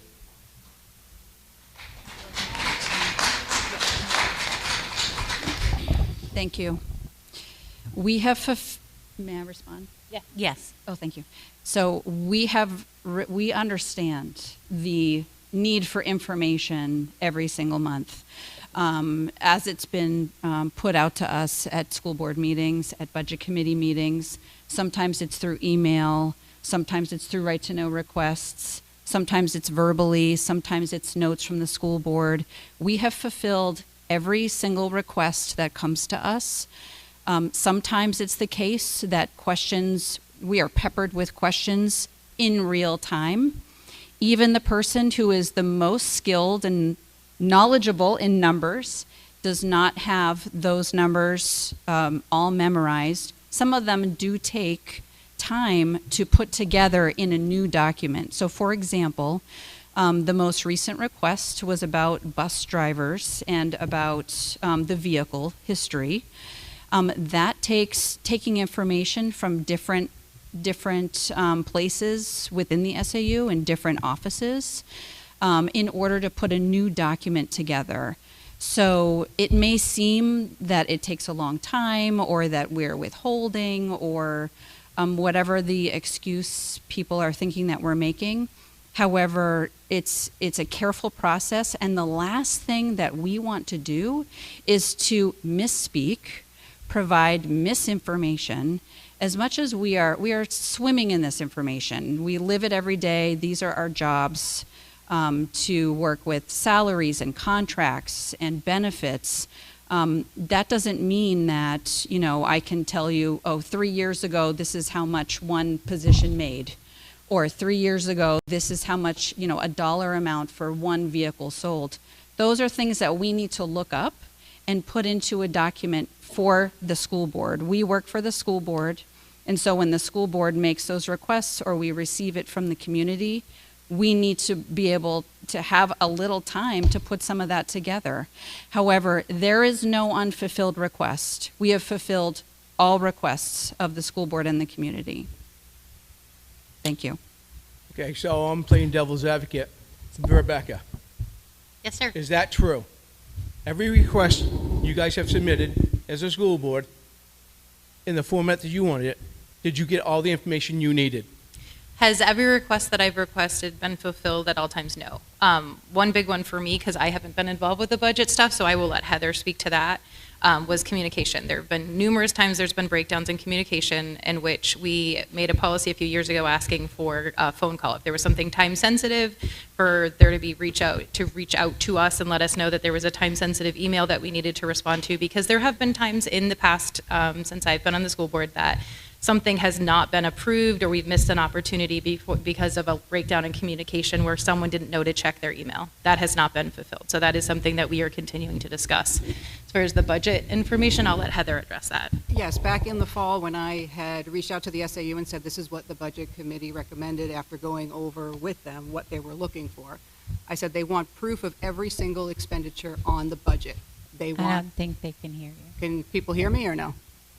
Okay. They wanted proof of every single expenditure on the budget.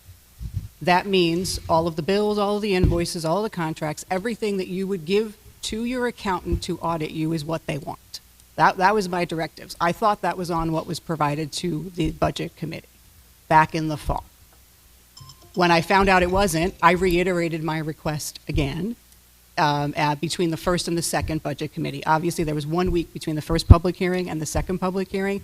While the SAU did get back to me with the answers to questions on the budget items, they did not provide the documents. I have since received the contracts. I have provided those to the budget committee. I haven't gone through them to see if that's all of them, whether or not we need more, but we are still waiting on all of the invoices, all of the statements, all of the bills, and everything else that verifies and backs up that documentation. Every year, we go through the same process. It's usually the same excuses. We don't have the information.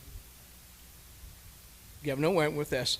Superintendent, basically, you all know every year what they look for information. I'm not asking to the very penny, whatever, but sometimes a misguess that's close is better than no information whatsoever. Okay? At least that's something to work on. Now, up on the board, all these proficiencies and stuff like that.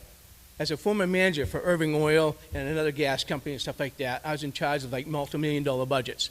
And I can tell you right now, if I had employees that were working at that percentage, they'd be fired. So, you want to take these kids out, you want to give these kids at 30%, put them out in the world against another elementary school where their numbers are in the 70s or even the 60s. I'm going to look at those guys first before these kids ever get a chance. Okay? You're not educating them up to the standards that they need to be at. You need to bring it up. I don't care how you do it. Okay? It's all excuses at this point. Okay? If there's a solution, we all need to get together and find it. I don't have the magic answer either. But at the same token, this can't continue down. Okay? We built the school in 2015 on certain premises and promises. They've all gone away. Okay? So now it's just become a money pit.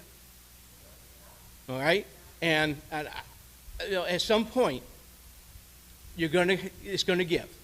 Okay, so having said that, I'm voting for your default budget, straight up, because you don't deserve. If you can't answer the questions now, why do I want to give you any more? You can't justify it.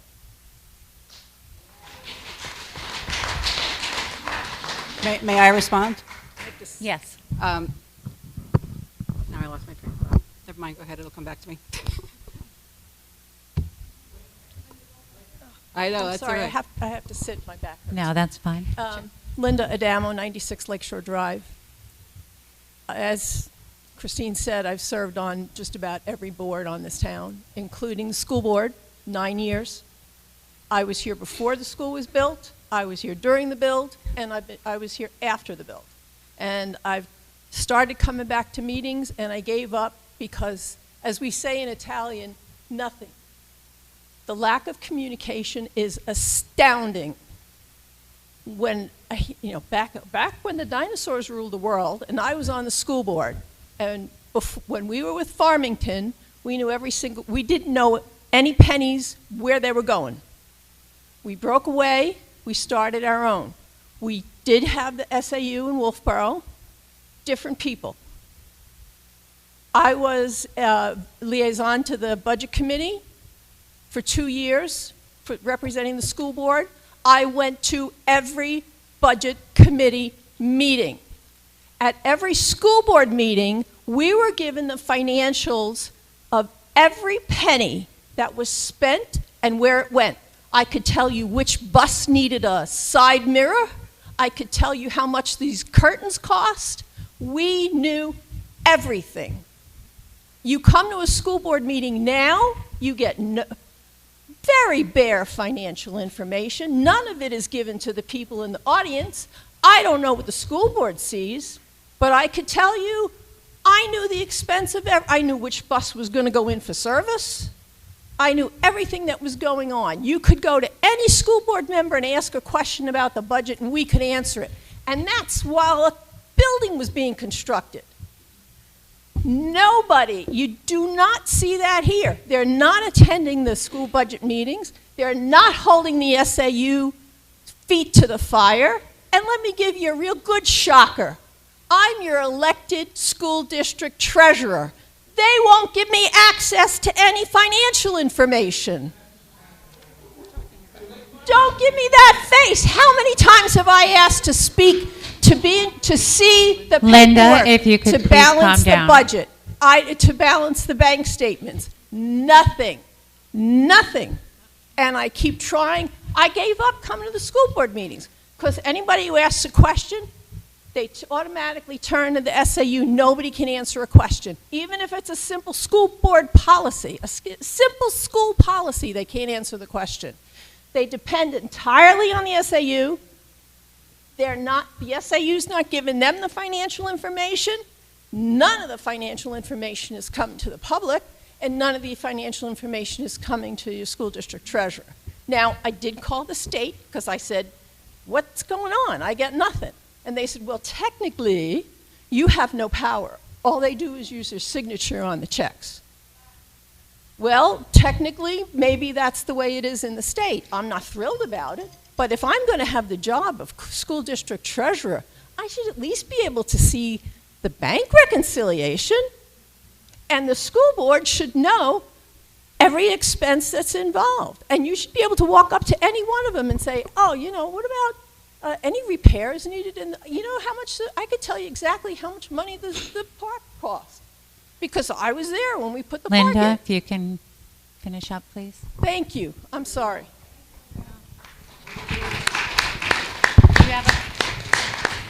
Do you have a question in the back, or can you hear? I can bring you the microphone if you'd like to speak. Get her a microphone.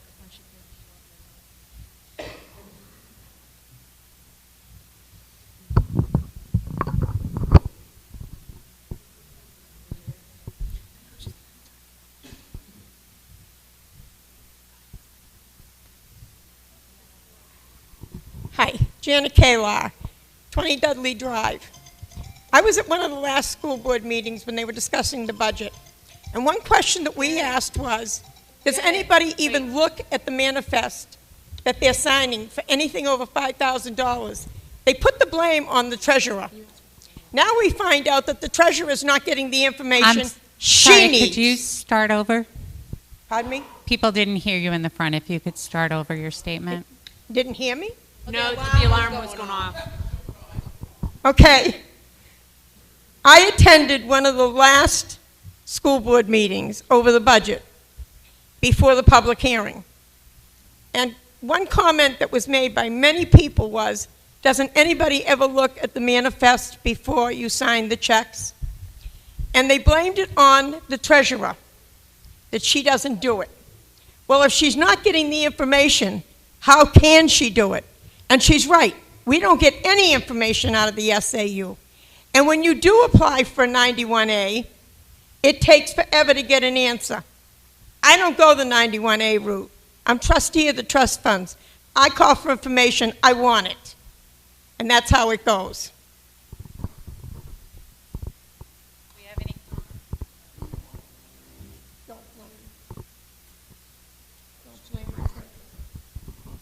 Thank you.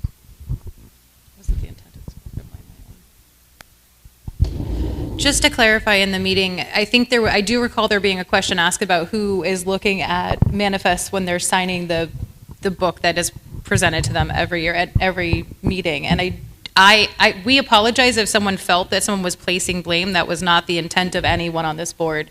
I think what they stated was they look at the information they're provided and then sign the manifests we ask questions if there are any, but I apologize if you felt that any blame was placed on someone else. That was not our intent. And I will say, since that time, we've asked, and the SAU has started sending us the manifests in advance of the meeting, so we can review them prior to coming to the meeting. Thank you. Hi, Amy from 36 Nicola Road again. I'm hearing a lot of angst about communication, and so I'm going to respectfully ask from the SAU that we try to be more transparent with our community. At the same time, it is a contract, and these questions should have been asked and been able to be transparently discussed when we signed the contract with the SAU. Once the contract amounts are fixed, we have no real right to even ask for all of that information because it's the contract. We pay this amount. Beyond that, I've heard mention of the state. I think that we as taxpayers and as parents and as educators are put between a rock and a hard place in the state of New Hampshire. It is not fair for us to have to be deciding between the education of our children and the maintaining of our homes. And the state of New Hampshire has been found guilty by the Supreme Court on multiple occasions over the last 20 years on not providing a free, appropriate public education. And they haven't done anything about it. And they even have laws that are in place to be able to make that happen. For instance, it is in the law that when a municipality has an excess, which does happen in towns like Hampton and other wealthy towns, that is supposed to go back to the state to help provide funding for small towns that are tax poor and that have a huge burden to provide education for their students. And the state has allowed those towns to keep that money. I would support a lot of this energy and angst into applying to the state, to suing the state because they are not taking care of our children. It is really not fair for the state to put us in that position. And I'm really sad that our community that I love has to be going through this kind of angry and dissatisfied deliberation because the state is not pulling up their weight. When they actually could have the funding to do it, they're just not bothering. And that wouldn't even impact us as a state that doesn't tax things because it's literally coming from one pot going to another. I do want to reiterate that if there is special education funding that needs to happen, that is not budgeted for, it will be coming again out of the trust funds.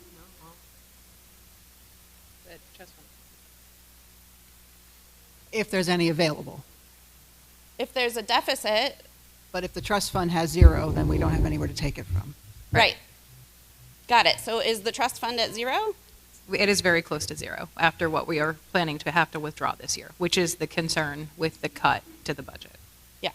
So thank you for that clarification. If we don't have any money in the trust fund to pull from, then it's not going to be able to come from anywhere, and we are going to be no better off than Farmington, which I spoke about earlier, and we are going to be cutting positions, and our students are going to suffer. I really just want us to be able to come up with a number that we can all live with. And I appreciate that Rebecca is trying to make a number in the middle. Amy, if you could finish up, please. Thank you. That's about what I had to say. Thank you. Thank So you. again, I just want to reiterate, the change that I made in the special education is not because I don't value special education. I do. I wholeheartedly do, and I get the importance, and I know the fact that not being able to provide those services where we have emptied that account this year or nearly emptied that account places us at a huge risk of lawsuit. Because any special education services that have been agreed upon or even at times court ordered through hearings that we are facing with special education places us at risk of lawsuit. So that is the difficult position we're in, of having to try to figure out how to afford the school as a town and how to make sure that we don't put ourselves in a position to be sued. Which is where I came up with that, because I can wholeheartedly say that the $775,000 is higher than it needed to be, because there was at least one thing that I could identify immediately that did not belong there. Sorry for coming up again. Jonathan Sindorf, 323 Kings Highway. I just wanted to mention that no matter where the funding comes from, we still have to focus on the spending. In my opinion, the quickest way to have way out of control budgets is to involve the state, because a friend of mine used to be involved in fundraising. He says, you know when you stop asking for money? When it dries up. As long as people are still writing the check, you keep going to the well. And they've been going to the well a lot here. So I think we have to recognize, let people know that we have a line that we're not willing to cross, that it makes sense for us as taxpayers to expect certain expectations of the people that we have in charge of the school.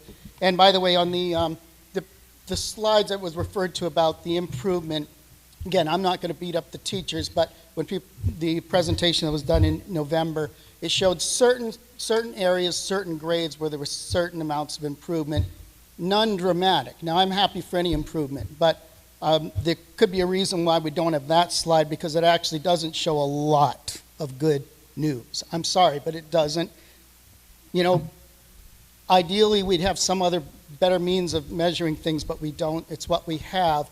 And I'll tell you, if a school district does have great proficiency grades, they'll be selling it. They say, hey, look at our proficiency. So it's ironic that when we don't have it, we say, well, that's a bad way of measuring it. Well, it's what we got. It's what we got. And nothing against the teachers, but again, it's the SAU that drives the curriculum. It is.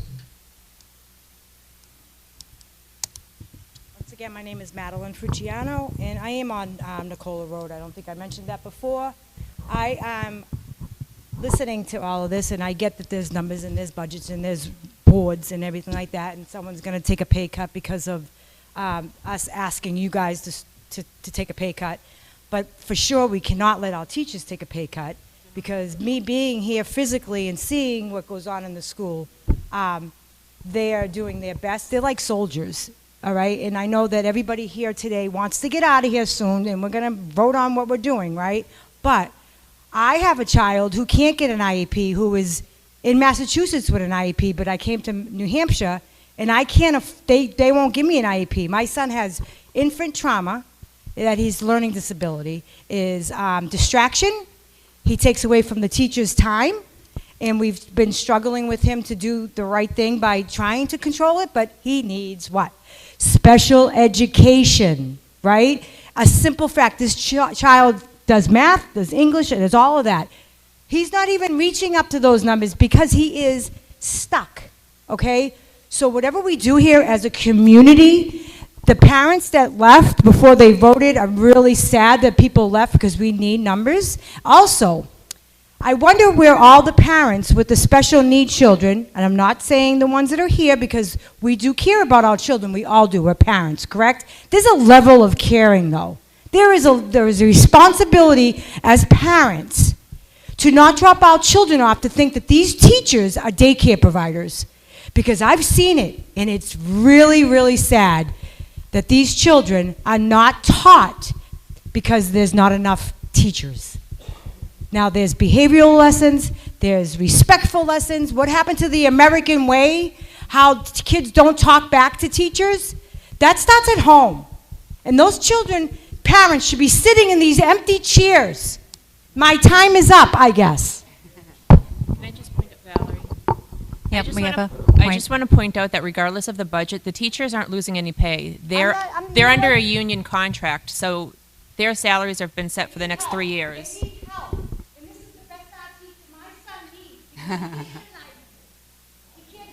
Okay. Can I? Yes. Point of order. Madeline, if you could please take a seat.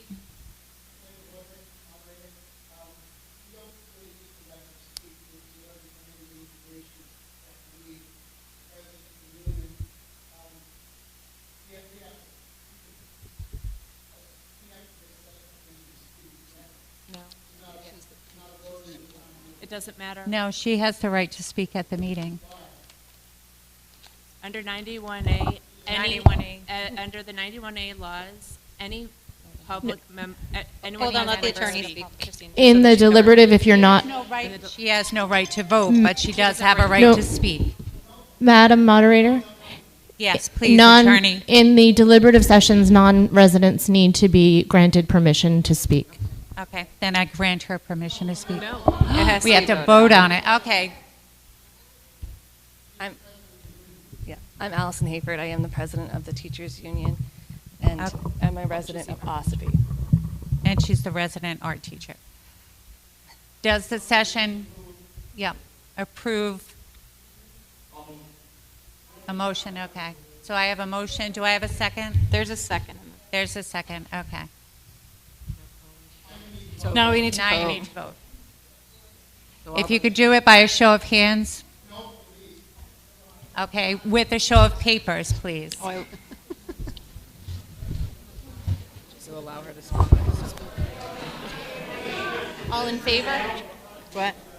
Just clarifying, Madam Moderator, this is for everyone voting in favor of her to the motion. Of her to speak. Yeah. Oh. Yeah. To allow her to speak. Okay.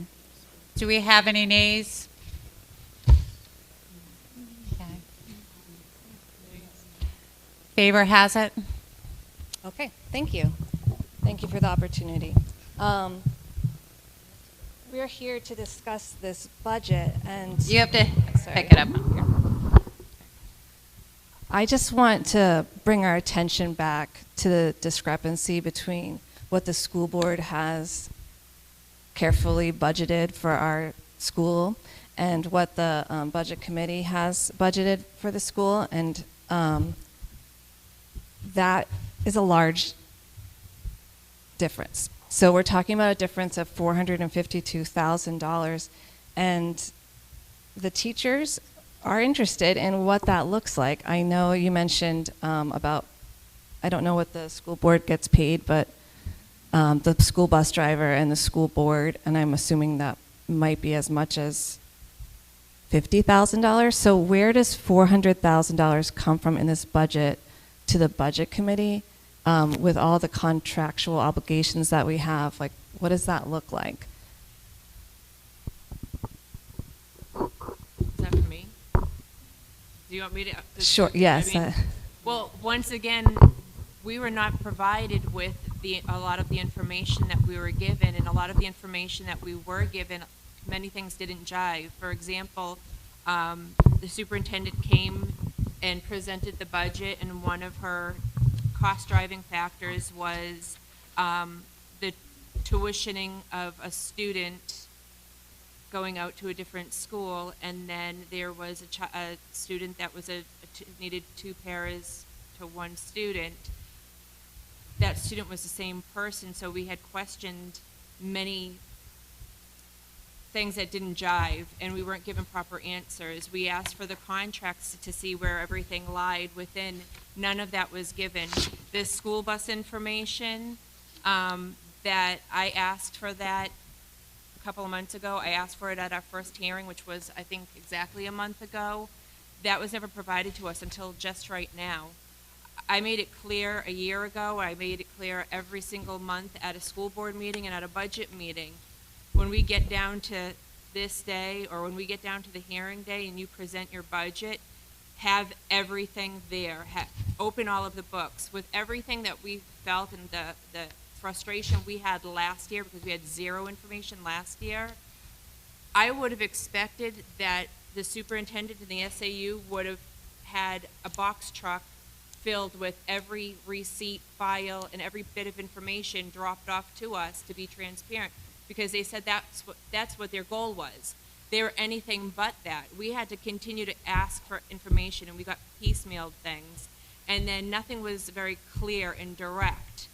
So we need to hold the line at some point, because everything just keeps going up and up and up. And so somebody has to be the adult in the room and say the spending has to stop, because the increases that were said, and I asked it, at the end of the day, you wanted, I think it was 1.3 million more, and it was for status quo. There was no changes, no increases of services, no technology, new technology. It was status quo.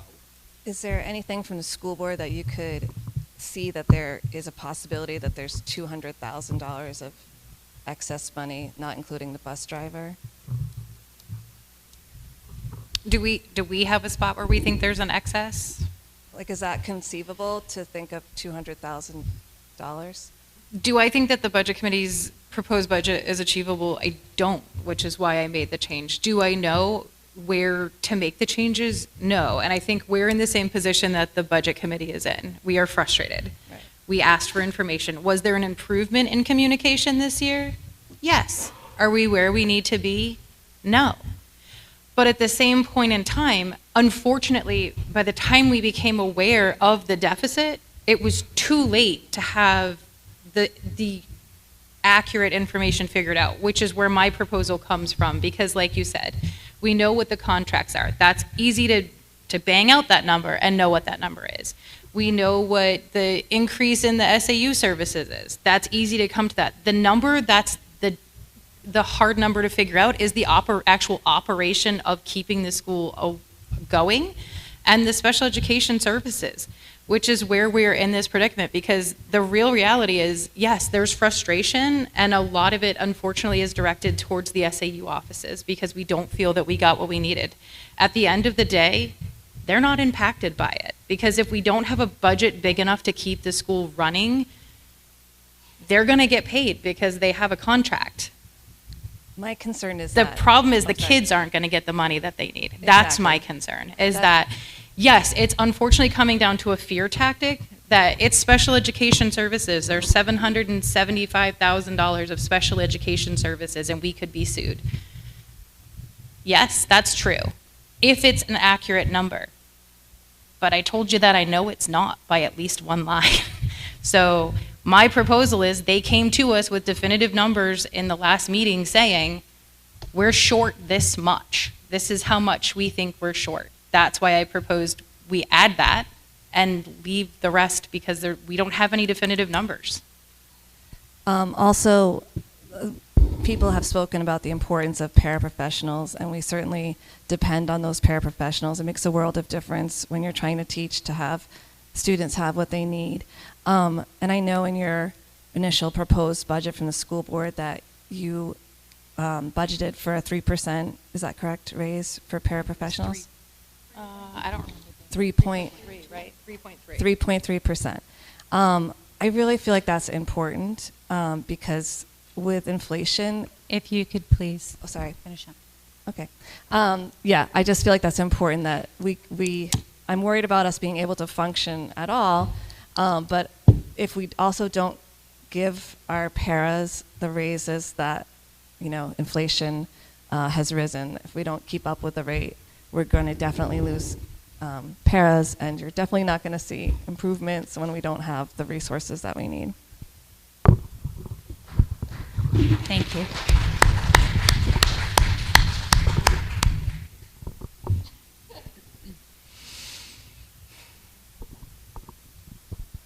Ann Donahue, 293 Pinkham Road.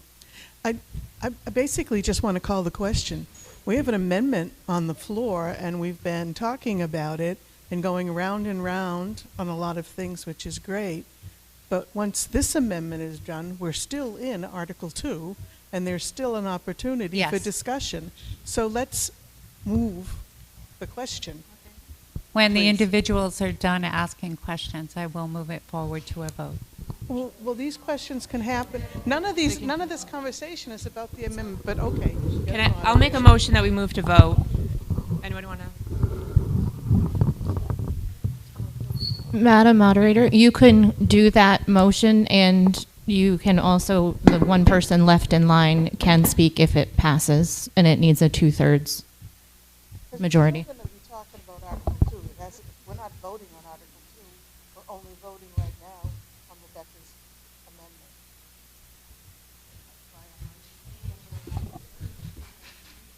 So we have a motion. I made a motion that we move to vote. After this last comment. I'd have to get another vote to have this last comment heard.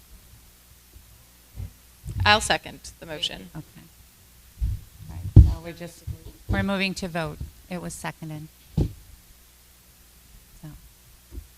So may I, Matt? Yes, please. So this will need to pass by a 2/3 majority, but if it passes, typically the person that is left in line is able to just make a statement if it is pertinent. Okay. So you can have the motion if it passes by 2/3, and then after that, it's done. All right, so we need to vote then. Yes.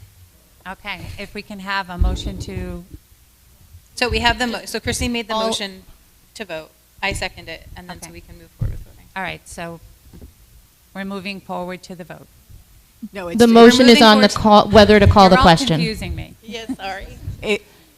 You're looking for, go ahead, sorry. No, sorry. The motion, you will be voting now to call the question, which would end discussion on the amendment after this last person. But your motion happens now, so Madam Moderator, you can ask for those in favor of calling the question to raise their cards. Okay. So, do we all understand that? All right, so if we could vote on this question. All those in favor. All those in favor. Yep, to vote on the amendment after this last question. Yes, okay. The favors have it, so please have your last question. Antoinette Canfield, 176 Ridge Road. I'm a resident, but I'm also the treasurer of the town. And after hearing what she said, I would be extremely upset at the SAU for not providing the information because she's responsible for that money. Her name is on the check. She's responsible. There's no reason that she should not be given. That is our money that we're paying as taxpayers, and she needs to receive that. I'm also very disappointed because I've gone on your website and I've seen all the information that you put together for your town reports and but when it comes to what we receive as a town, I feel it's very minimal. I've worked in other towns, I've lived in other towns, and the reports have been a whole lot more detailed. Hearing that the board is fighting for information is unacceptable. That's all. I think that they need to be more transparent about the money, because if it was me as the treasurer, I would not be happy. All right, now you can vote on my motion. Okay, so now we're going forward to put a motion to vote on the amendment presented by Rebecca. So I'm going to read the full article with the changes. Article 2, the average cost per pupil for the preceding year is calculated in accordance with RSA 18975I is $19,699.60. ELA proficiency 32%. Math proficiency 39%. Science proficiency 43%. Shall the Middleton School District raise and appropriate as an operating budget, not including appropriations by special warrant articles and other appropriations voted separately, the amount set forth on the budget proposed with the warrant or as amended by vote of the first session for the purpose set forth therein, totaling $6 million. Should this article be defeated, the default budget shall be $6,448,397, which is the same as last year with certain adjustments required by previous action of the Middleton School District or by law. Or the governing body may hold one special meeting in accordance with RSA 40, 13, 10, and 16 to take up issue of the revised operating budget only. Note this warrant article or operating budget does not include appropriations requested by any other warrant article. The Middleton School Board recommends $6,452,832. This was the motion that was set forth. That we started. Yeah, I think Abby, it's the bottom number, right? The 6 million is what I'm amending, not the 6. You're amending the 6 million that was earlier in the article. So if you're in on that PowerPoint presentation, 1, 2, 3, 4, 5, 6 lines down, the very last number on the right, totaling 6 million, will become totaling Rebecca's amendment. Yeah, that's where my amendment goes. So the budget, like our school board recommendation, that number stays the same. It's the bottom one. Yes. The bottom right. So the estimated tax impact of. The, may I? Yes, The please. information in bold, if this amendment passes, the information in bold can be amended after the article is completed and discussion is moved on. So the only piece in this article that's being amended is that 6 million, 6 lines down at the end to the right becomes 6,452,832. Yep. Perfect. And the rest of this article would remain the same now, but can be amended once the deliberative session is done. The board and the budget committee can adjust their recommendations, and the tax impact can be adjusted. Does she need to start reading it again? Do I need to read this article again? You do not, that would be up to the body. You do not need to unless the body would like you to.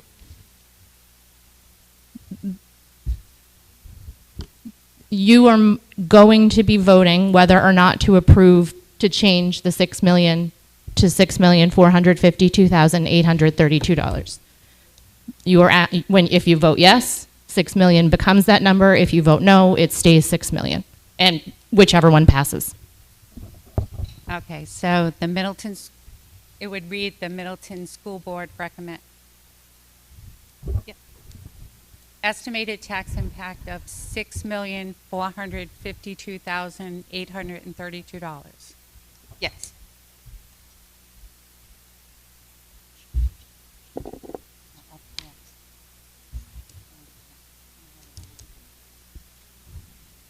Okay. I'm going to read this from the beginning because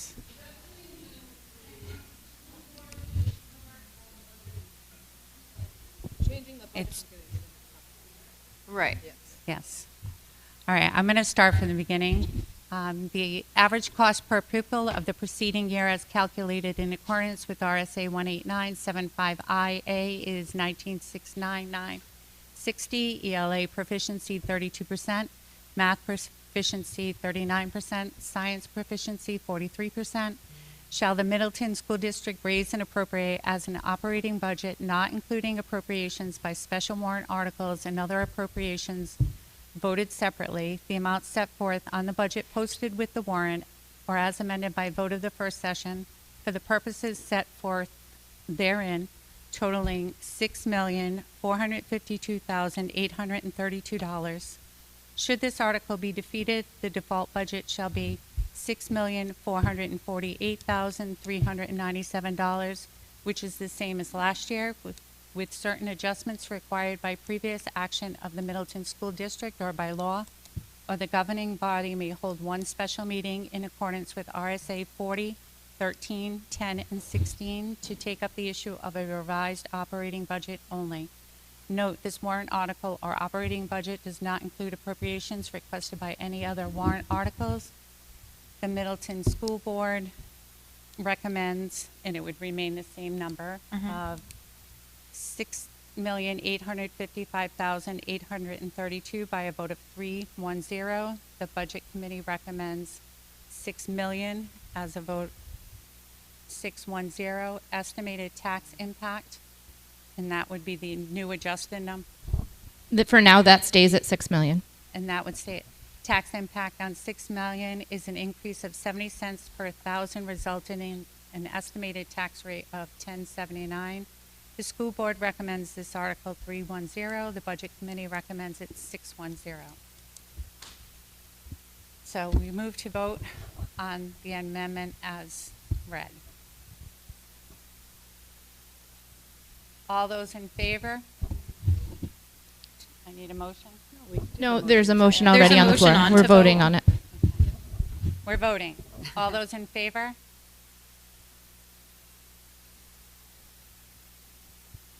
All those opposed? Okay, so that motion is not passed. Now I go back to the original article, and we're going to vote again on the original article with the dollar amounts. You can vote if there's no further discussion. If there's further, you can. I can close it. If there's. Is there any further discussion? So we're going to move to vote on the original article. I'm sorry, Linda?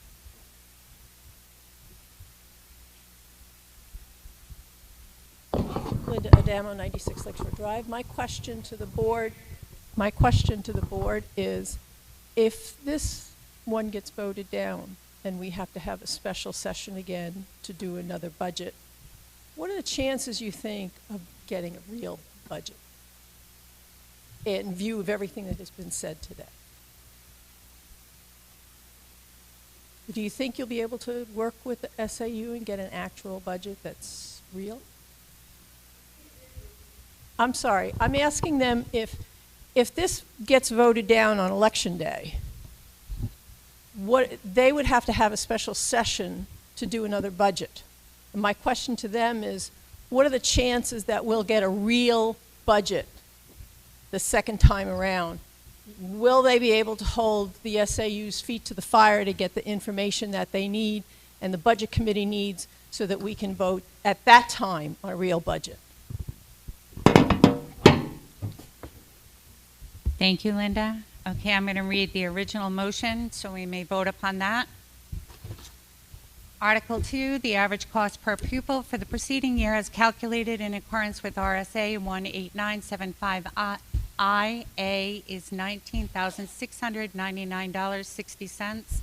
ELA proficiency 32%, math proficiency 39%, science proficiency 43%. Shall the Middleton School District raise and appropriate as an operating budget, not including appropriations by special warrant articles and other appropriations voted separately, the amount set forth on the budget posted with the warrant or as amended by vote of the first session for the purpose set forth therein, totaling $6 million. Should this article be defeated, the default budget shall be $6,448,397, which is the same as last year, with certain adjustments required by previous action of the Middleton School District or by law, or the governing body may hold one special meeting in accordance with RSA 4013, 10, and 16 to take up the issue of a revised operating budget only. Note this warrant article operating budget does not include appropriations requested in any of the other warrant articles. The Middleton School Board recommends $6,855,832 by a vote of 3-1-0. The Middleton Budget Committee recommends $6 million by a vote of 6-1-0. Estimated tax impact on $6 million is an increase of 70 cents per thousand, resulting in an estimated tax rate of 10.79. School Board recommends this article 3-1-0. Budget Committee recommends this article 6-1-0. All those in favor?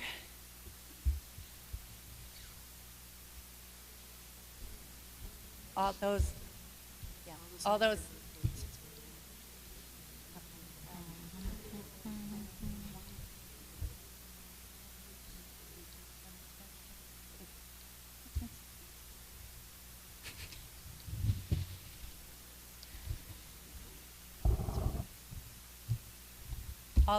All those opposed? Okay. That article is passed. Moving on to Article 3. Not our amount. Who was to talk this time? Oh, yeah, it's Nicole, not me. I'm going to. You can. Thanks. I know, I was just saying that. Good, I'm going. Yes. If we could take 5 minutes, please. Thank you.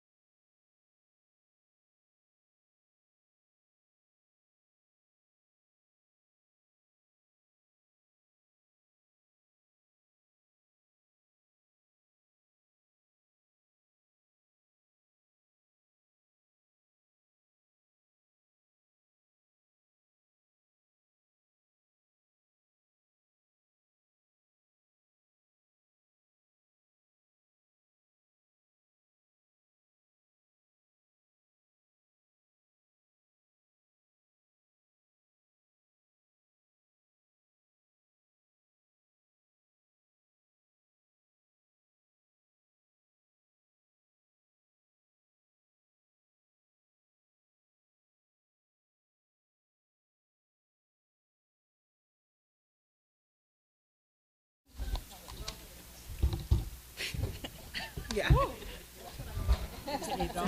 No worries. All right, if the school board would like to present Article 3.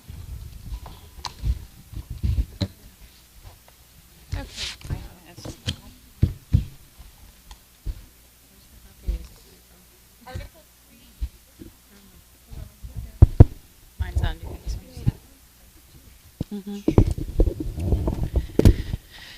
Okay. Article 3 asks the community to approve funding for a full-time diagnostic prescriptive teacher to serve as a case manager for students in grades 6 through 12. This position is essential to meeting the needs of students with disabilities, particularly those transitioning from Middleton Elementary School to Kingswood Regional Middle School. The transition from 6th to 7th grade is a critical period for students receiving special education services. A dedicated case manager will provide continuity, individualized support, and consistent oversight during this pivotal time. This position will also overlap with one grade level at MES, supporting a smoother transition process while helping to alleviate the workload of the district's 2 elementary case managers, who are experiencing increased demands due to the growing and increasingly complex students' needs. Special education services are a legally mandated responsibility of the district. If this position is not approved, the Governor Wentworth Regional School District will still be required to hire personnel to meet these obligations and would assess Middleton for the costs associated. By approving this position directly, the district maintains greater oversight and control over the quality, consistency, and delivery of services provided to our students. The cost of this position remains $102,220, with an estimated tax impact of 28 cents per thousand of assessed property value. While this represents a financial investment, it ensures compliance with legal requirements, provides critical support to existing staff, and, most importantly, ensures that students with disabilities receive the services and advocacy they need to be successful. Thank you. Article 3, to see if the Middleton School District will vote to raise and appropriate the sum of $102,220 representing wages, benefits, and taxes for the purpose of hiring a full-time diagnostic prescriptive teacher to case manage in Middleton School District eligible students in grades 6 through 12. Majority vote, is an estimated increase of 28 cents per $1,000 as a tax impact. The school board recommends this article 400. The budget committee does not recommend this article 610. I'll second. Okay, the motion has been put forward to accept as written. Do we have any discussion? Roxanne Tuskegee. My question is, it said you had in your comment, Nicole, you commented that currently the services are being provided through Governor Wentworth and we're being charged for them. So does the current budget include these monies for these services, and then we would be also, if with this approved, this would be increase that as well? Did I say that correct? So it's our understanding that currently we're not being invoiced for those services that are being provided to the middle and high school students. But we will be. So this is, and we're doing this in an attempt to have more control over this position and have it under, it'll be a Middleton employee. We'll be able to ensure that they're supporting just Middleton students. So they would go under the teachers union. They would get $102,220 currently. That's all encompassing of their salary, their benefits, which then they would be in part of the collective bargaining. So that will increase that, what we are obligated to pay next year and the year after until the next negotiation. Okay. It'd be interesting to know how much these services are that we have been using that we would have gotten charged for this past year. So has the math been done of how much the SAU would charge for those services? So I imagine that it would be per student that uses it, like there's some calculation. Have you done that calculation to see Is there a what flat more fee for cost case effective? management services? May I speak? Yes. So that is correct in that Middleton has not been charged for special education services for the past 10 years from Governor Wentworth, although it is part of the contract. Part of the increase is due to special education case management services that we're required to charge. I explained this at 2 budget proposals presentations at the school board level, once at the budget committee level, and outlined every one of those costs. The diagnostic prescriptive teacher is a warrant article for one case manager that doesn't exist now, that Governor Wentworth is case managing. It's an opportunity for Middleton to have your own case manager for students at the middle school and the high school. So my question I don't think is answered. Okay. So the question is with the services that this position would provide, you've been providing it. Has somebody sat down and done the math to say, for the junior high and high school students, let's say it was 100 hours of billing hours that we are going to start charging you, and had we charged you for those services, it would cost X amount of dollars compared to having this staff person? Yes, we provided that at the last meeting. I have that. That was what was presented to the budget committee. People hear me? Is this on? Okay. So this came from the meeting I had with Dr. Mass, and the information was provided. So the cost for specially designed instruction by a certified educator at either middle school or high school using a per diem hourly rate of $75 an hour would be a $202,500 cost to us. That was what was estimated for that cost. There's been a request to repeat that. Sure. The cost for a specially designed instruction by a certified educator at either the middle school or the high school using a per diem hourly rate of $75 an hour would be a total cost of $202,500. $500. Is that based on the hours that were given for service last year? What we have here says the actual cost for special education related services in grades 7 through 12 was $231,352.50, which included that, plus the cost for services per hourly rate, PT, OT, special education consults, which is the difference between the two figures.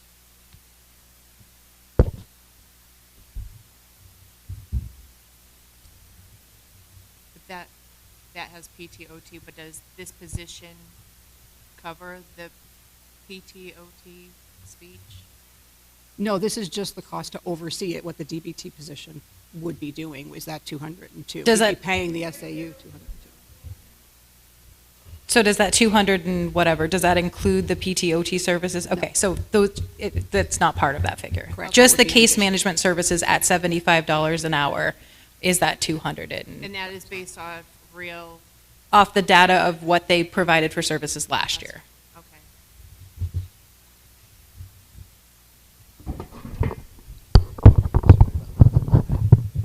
Jonathan Sindorf, 323 Kings Highway. Has anyone seen any of the actual supporting documentation to say that that's an accurate number? Anyone in the school board? That's my concern. It's very easy to come with a number out of the hat, out of a monstrous budget. Has anyone actually seen anything to back that up? And if this position is voted on, who amongst the school board members will be able to provide some checking on that on a monthly basis to assure that that person is actually working that amount of time with only Middleton students? I'm sorry, but I just don't trust the SAU. Are you, just to clarify what you're asking, are you asking if this position were created? Right. Who's going to make sure that hold them true to it. Yeah, I said the Yeah. same thing. I think we would have to talk through that in creating the position, and I'm guessing we can have some insight into that. But Sure. my proposal would be that that person is housed here. Right. And that they stay here and go up there for meetings to make Okay, sure good. that there's some differentiation. That makes a big difference, yeah. That would be my thought process, and I think I brought that up last year when we talked about this, would be making sure that they're collaborating with what's happening here, because as a parent of a child that has special education services Right. and went up there, she was lost. So I think there's huge value in making sure that whoever, if this position, Yeah. this article is approved and we Right. vote and the taxpayers say, yes, let's do that, they need to be here Yeah. and going up there to collaborate when needed. Right. But we need to make sure that the kids that are coming from here to there don't get lost. Gotcha. Because it is happening. Thanks for that answer. I think the other part of your question, John, was, have any of you guys seen actual numbers to what? Can you speak into the mic? I think John's other half of his question was, have any of you actually seen the numbers, how they calculated the 75 per hour? Is We've that- not been provided with an invoice, so I don't know. Yeah. Right?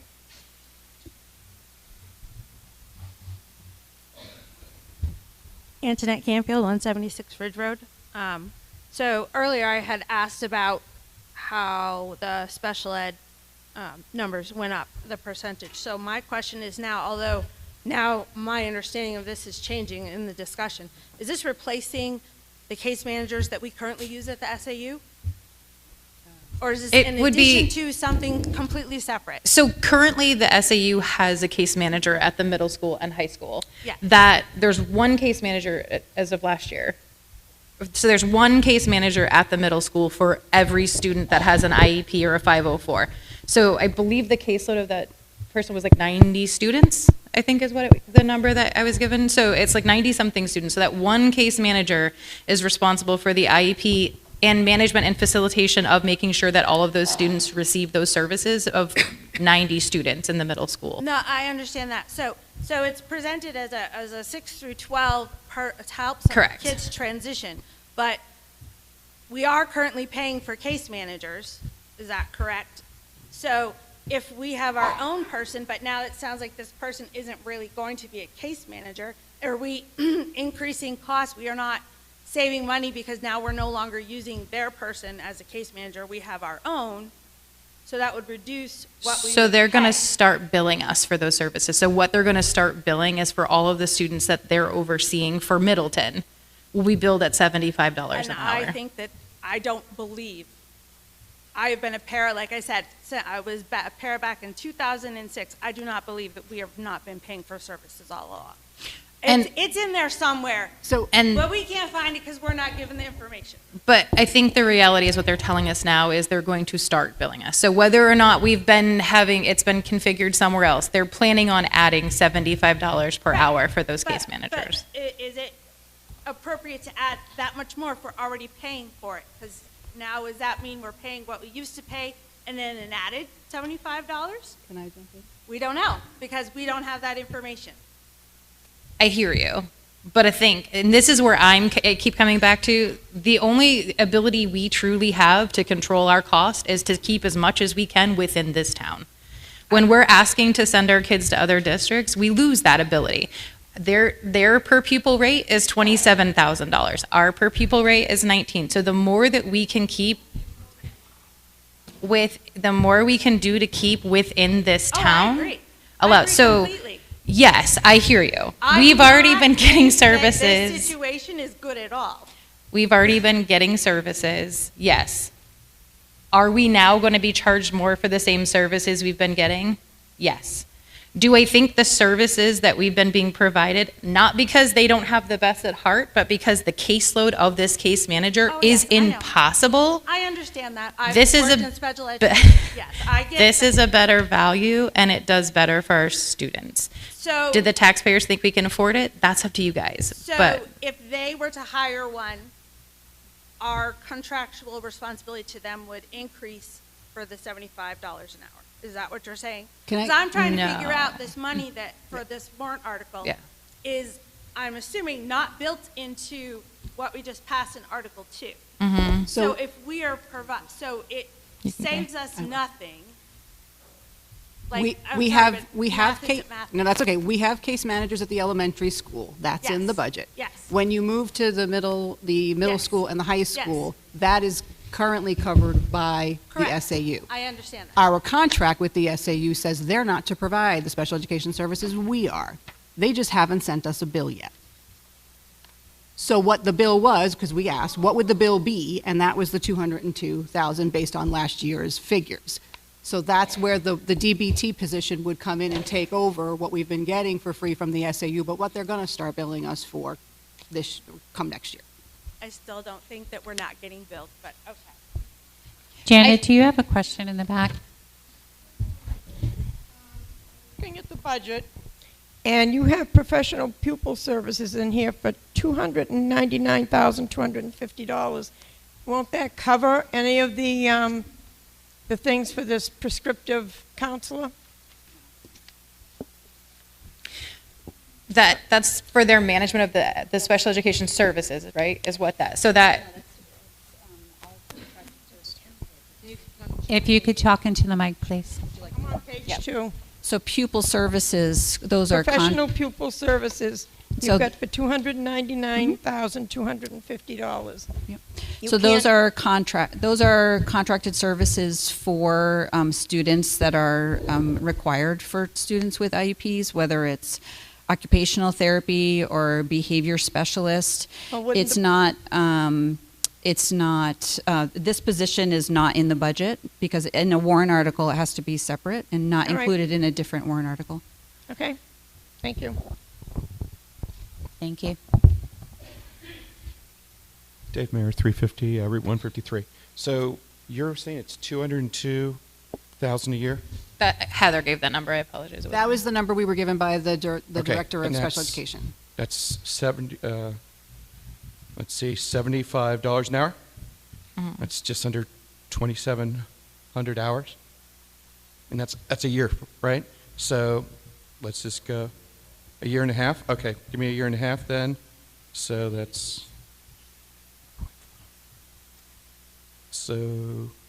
basically you're looking at maybe 1,000, just over 1,000 hours a year from one person.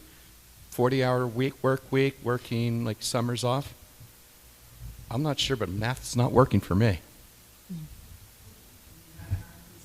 I know the 39%, but I think am I missing something here? That'll be one position.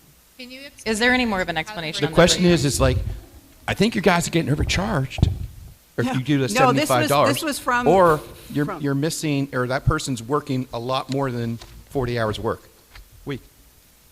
Would you like me to respond to that? Whoever can address that, please help me on my math. Would you like here. me to respond to that? Thank you. Thank Yes. you. So the 200,000 is not just one person in Wolfboro. 200,000 is calculated by the case management and service delivery for all the students, 7 through 12, Middleton students with disabilities who require those plans and those services. So I think it was cited the caseload of the one DBT at the middle school, yes. At the high school, there's also case management happening. So it's all the case management for 7 through 12 for all of the kids from Middleton who have IEPs. And currently, that is being taken care of by Governor Wentworth. So this is an optional outside of the budget warrant article that the community can decide if you'd like to support that. And how many employees are doing that job? So there are 2 DBTs at the high school. There's 1 at the middle school who are DPTs who have that position. The 200,000 was 300,000. Divided by $75 an hour. The special education director reduced it from 300,000 to 200,000, and we put this in a warrant article instead. That was how we reduced by $100,000. And they haven't billed us for it yet? Correct. Seems to be their problem, not ours. So I guess what would have been nice to have seen is if you took last year's information and mocked up an invoice to say 50 students, I don't even think that's an accurate number, but if you said, we had 50 students that received these services, broke down the hours, broke down the hourly rate. If you broke that down so people could understand it a bit clearer, I mean, I'm in favor of that, especially where it's like the 6th through the 12th, but I want to see how it's going to financially work in our favor. I mean, I see how it can work for our kids, but also if we can financially afford it, if it's sustainable, because that amount's going to continue to go up. Okay, do we have any more comments or discussion on this article? Can she answer that? I mean, is that It was, something that you could potentially let us know? So we presented all of that with the special education information. We can resend that to you. We broke down the services for the students. We broke down the costs. We provided the information line by line for increases of the special education services and positions. But that is certainly that we can reshare.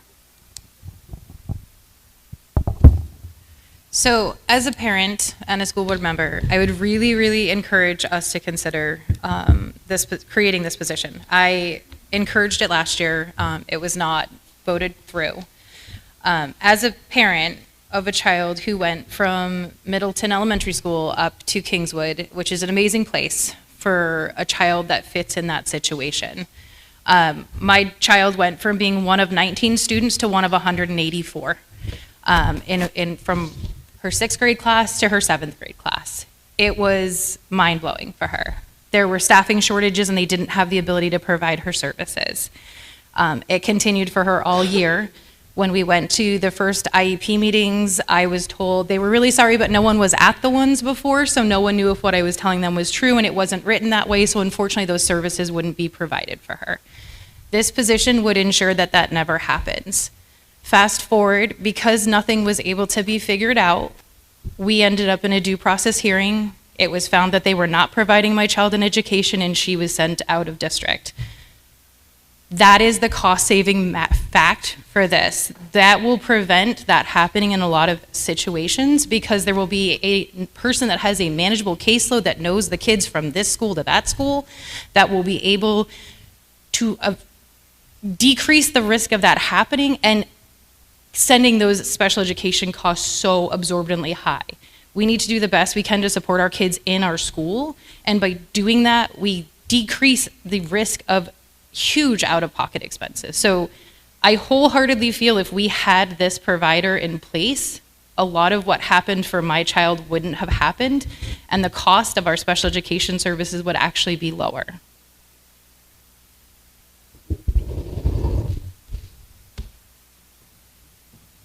I promise to be brief. Joanne Koski, 117 New Portsmouth Road. What I'm hearing is that if we put this vote and pass it, we will actually save money because we will have control. As a homeowner, I wouldn't want somebody else handling my finances or deciding whether I need a new roof or not. Get it in-house, get control. Okay, can we have a motion to move to vote? I'll make a motion to move to vote. I'll second it. All right, so we're going to move to vote. I'm going to read the article again. Article 3, to see if the Middleton School District will vote to raise and appropriate the sum of $102,220 representing wages, benefits, and taxes for the purpose of hiring a full-time diagnostic prescriptive teacher to case manage Middleton School District eligible students in grades 6 through 12.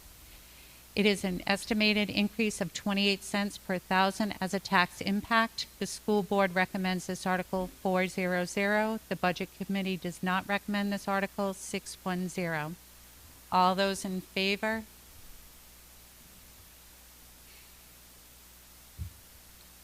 All those, sorry, I didn't turn around. If you could raise your hands again.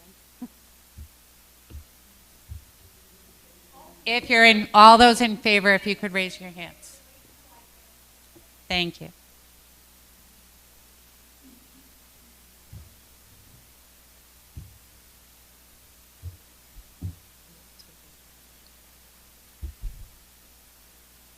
You got one behind you, too.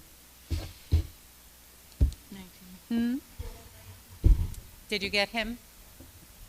All right, all those opposed?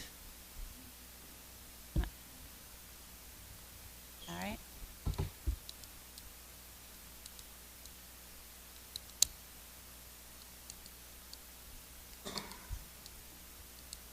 All right. Opposed has it.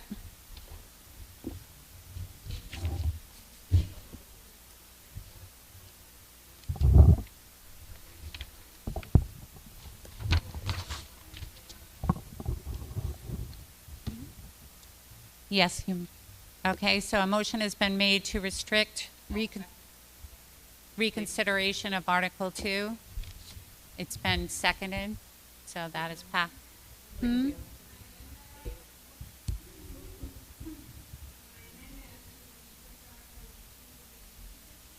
Two. Okay. So there's a motion to restrict reconsideration for Article 2. It has been seconded. I need to put that to vote as well? Yes. All right. All those in favor? All right.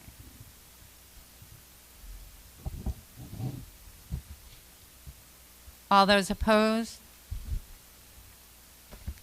Okay, that motion has been passed for restricting reconsideration. All right, so now where am I? All right, so we're going on to Article 4.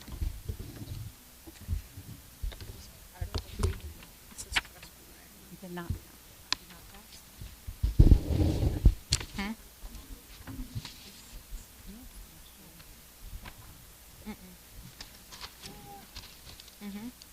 I think so.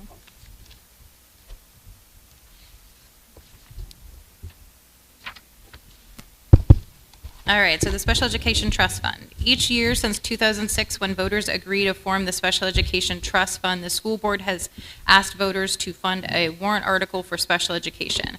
Because we are such a small district without the economy of scale of some other districts, one unanticipated out-of-district placement can put the entire budget in the red. It is for that reason that we plan ahead to have money in reserve so that we do not have a budget deficit due to an unanticipated obligation. The trust fund has a balance of $376,867 as of January 31st, 2026. However, at the January 7th, 2026 school board meeting, the board held a public hearing to withdraw funds from that trust. The board approved withdrawing approximately $200,000 from the Special Education Trust Fund, leaving an unallocated amount of $176,867 in the fund. This fund is not to be used in place of an operating budget or to supplement the operating budget. I urge you to support this article. Okay, Article 4, to see if the Middleton School District will vote to raise and appropriate up to the sum of $100,000 to be added to the Special Education Trust Fund previously established. This sum to come from the June 30th, 2026 fund balance available for transfer on July 1st, 2026. No amount to be raised from taxation. The school board recommends this Article 400. The Budget Committee recommends this Article 700.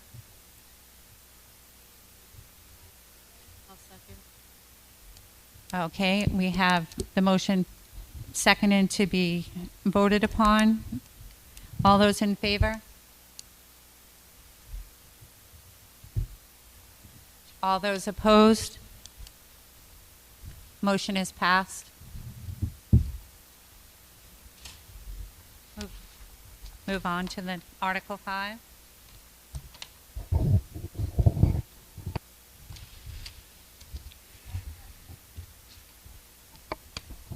Bus Capital Reserve Fund. Established in 1992, the Bus Capital Reserve Fund was created to put money aside from the fund balance each year in order to prepare for the predictable expense of the purchase of new buses as needed. Having the money set aside in this fund protects taxpayers from the need to come up with the funds for a large expense all at once. In 2013, the district made a cash purchase for one bus and secured a 4-year lease for one bus and a 5-year lease for another bus, all 2014 year models. The leases concluded in 2016 and 2017. In 2019, the district entered into a 4-year lease, which ended in July of 2022. One van was purchased in 2015 and another in 2016, both for cash.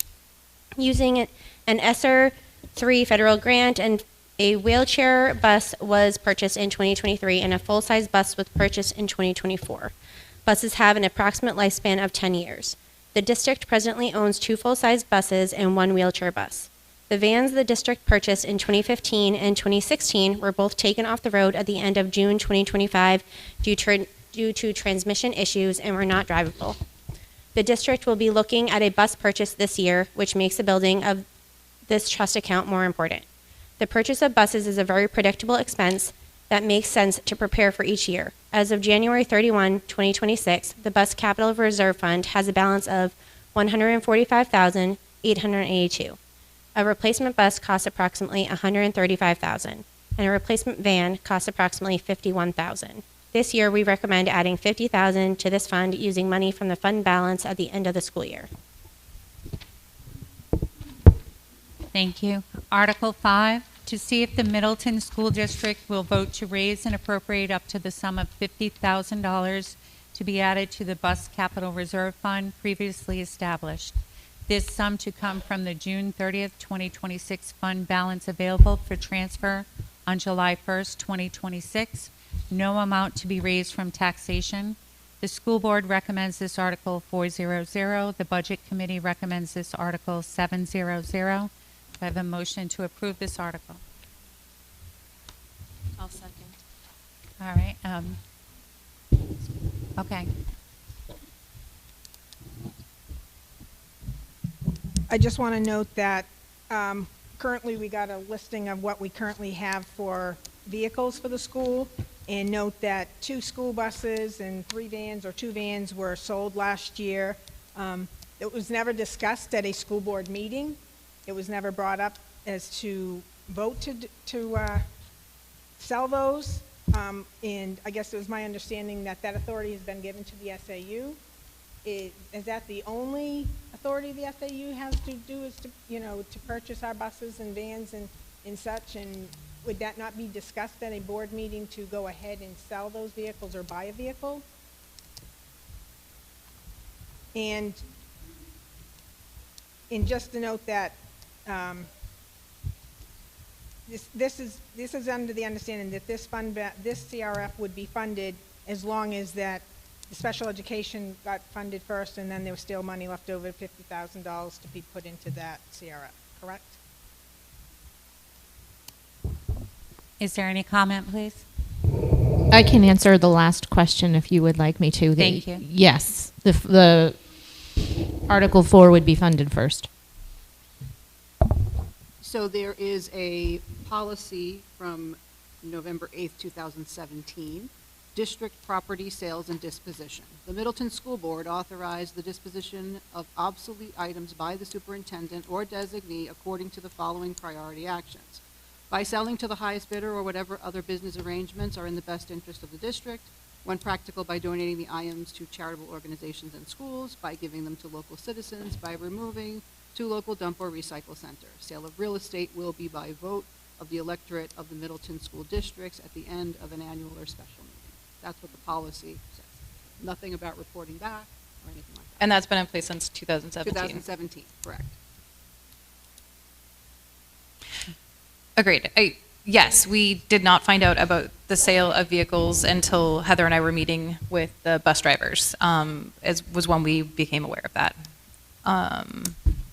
But per the policy that was in place, I think we can amend it to ask for something different now that we're aware of it, but yes, that is accurate. Okay. Joe Bailey, 24 Silver Street, Middleton. Last Wednesday, I asked some questions to the SAU. Okay. We got a nice little piece of paper about the buses and stuff like that. It was great. But that's only part of what I asked for information, so I'm going to ask now for the information.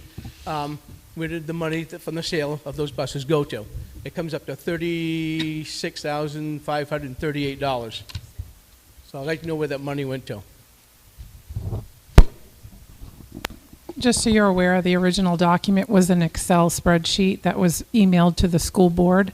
That did include that information. However, the Excel spreadsheet was turned into a PDF, so those facts didn't come through. It's a note that I put in an Excel cell. All but the 2 at the very end, so the 2 vans that were sold this fiscal year, that money went to the sale of the loss or the gains of a fixed asset. All the prior years went into the miscellaneous revenue account, which in turn goes back to the taxpayer to offset the tax rate. So it goes into the general fund, basically. Correct. So instead of taking that money from a bus sale and putting it back into the capital reserve where we could use it to help buy a bus, you put it for other Well, things other than what it was intended for. I don't want to get in a back and forth, but the Okay. warrant articles that we've had that say put money back into the bus fund using unreserved fund balance did happen. It was not excluded. That's why it's unreserved fund balance. In a miscellaneous revenue account, if there's excess over what was estimated, then yes, it goes back. Good. Are there any other questions? Okay. Going to move to vote. All those in favor of Article 5? All those opposed? Motion is passed. Moving on to Article 6.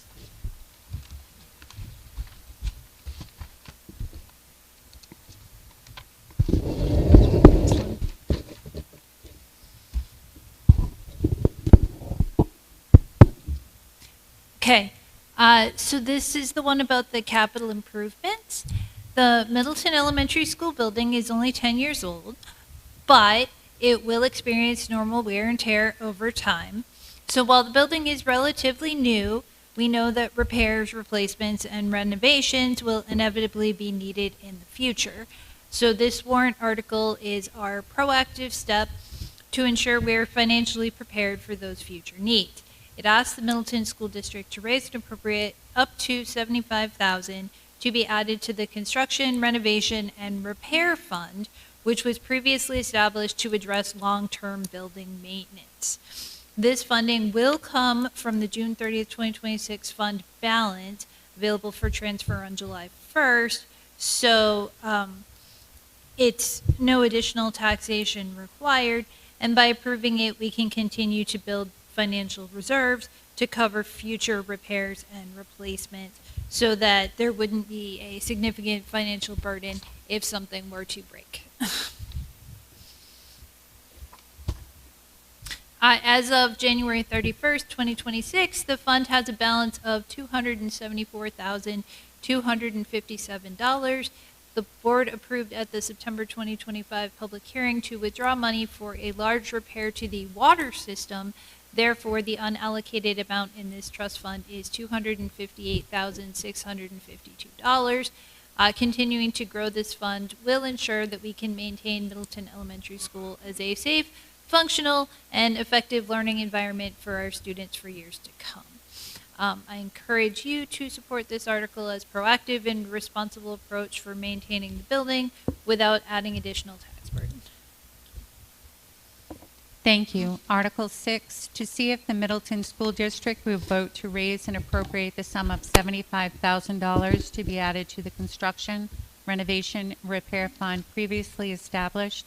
This sum to come from June 30th, 2026 fund balance available for transfer on July 1st, 2026. No amount to be raised from taxation. The school board recommends this article 400.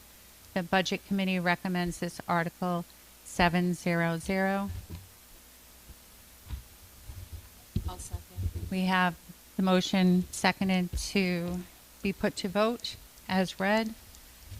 All those in favor? All those opposed? Article 6 is passed.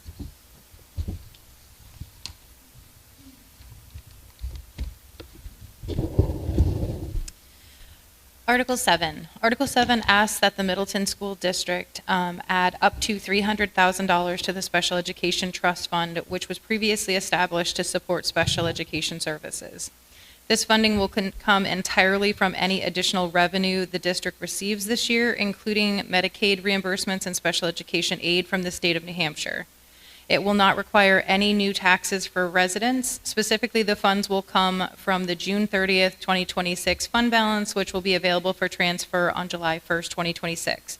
By adding to this trust fund, the district is taking a proactive approach to ensure we have financial resources available to support special education services for students now and in the future, while responsibly using state and federal funds that are already allocated for this purpose. In short, this article will allow us to strengthen our special education services program without impacting taxpayers. This article was created because of the fact that we had to basically empty the special education trust fund this year. So if we see a similar demand for special education next year, as we saw this year, especially with the decreased budget, there is a risk of us having not funds allocated, as well as we have no safety net because that special education trust is now zero. Thank you. Article 7, to see if the Middleton School District will vote to raise and appropriate the sum of up to $300,000 to be added to the Special Education Trust Fund previously established.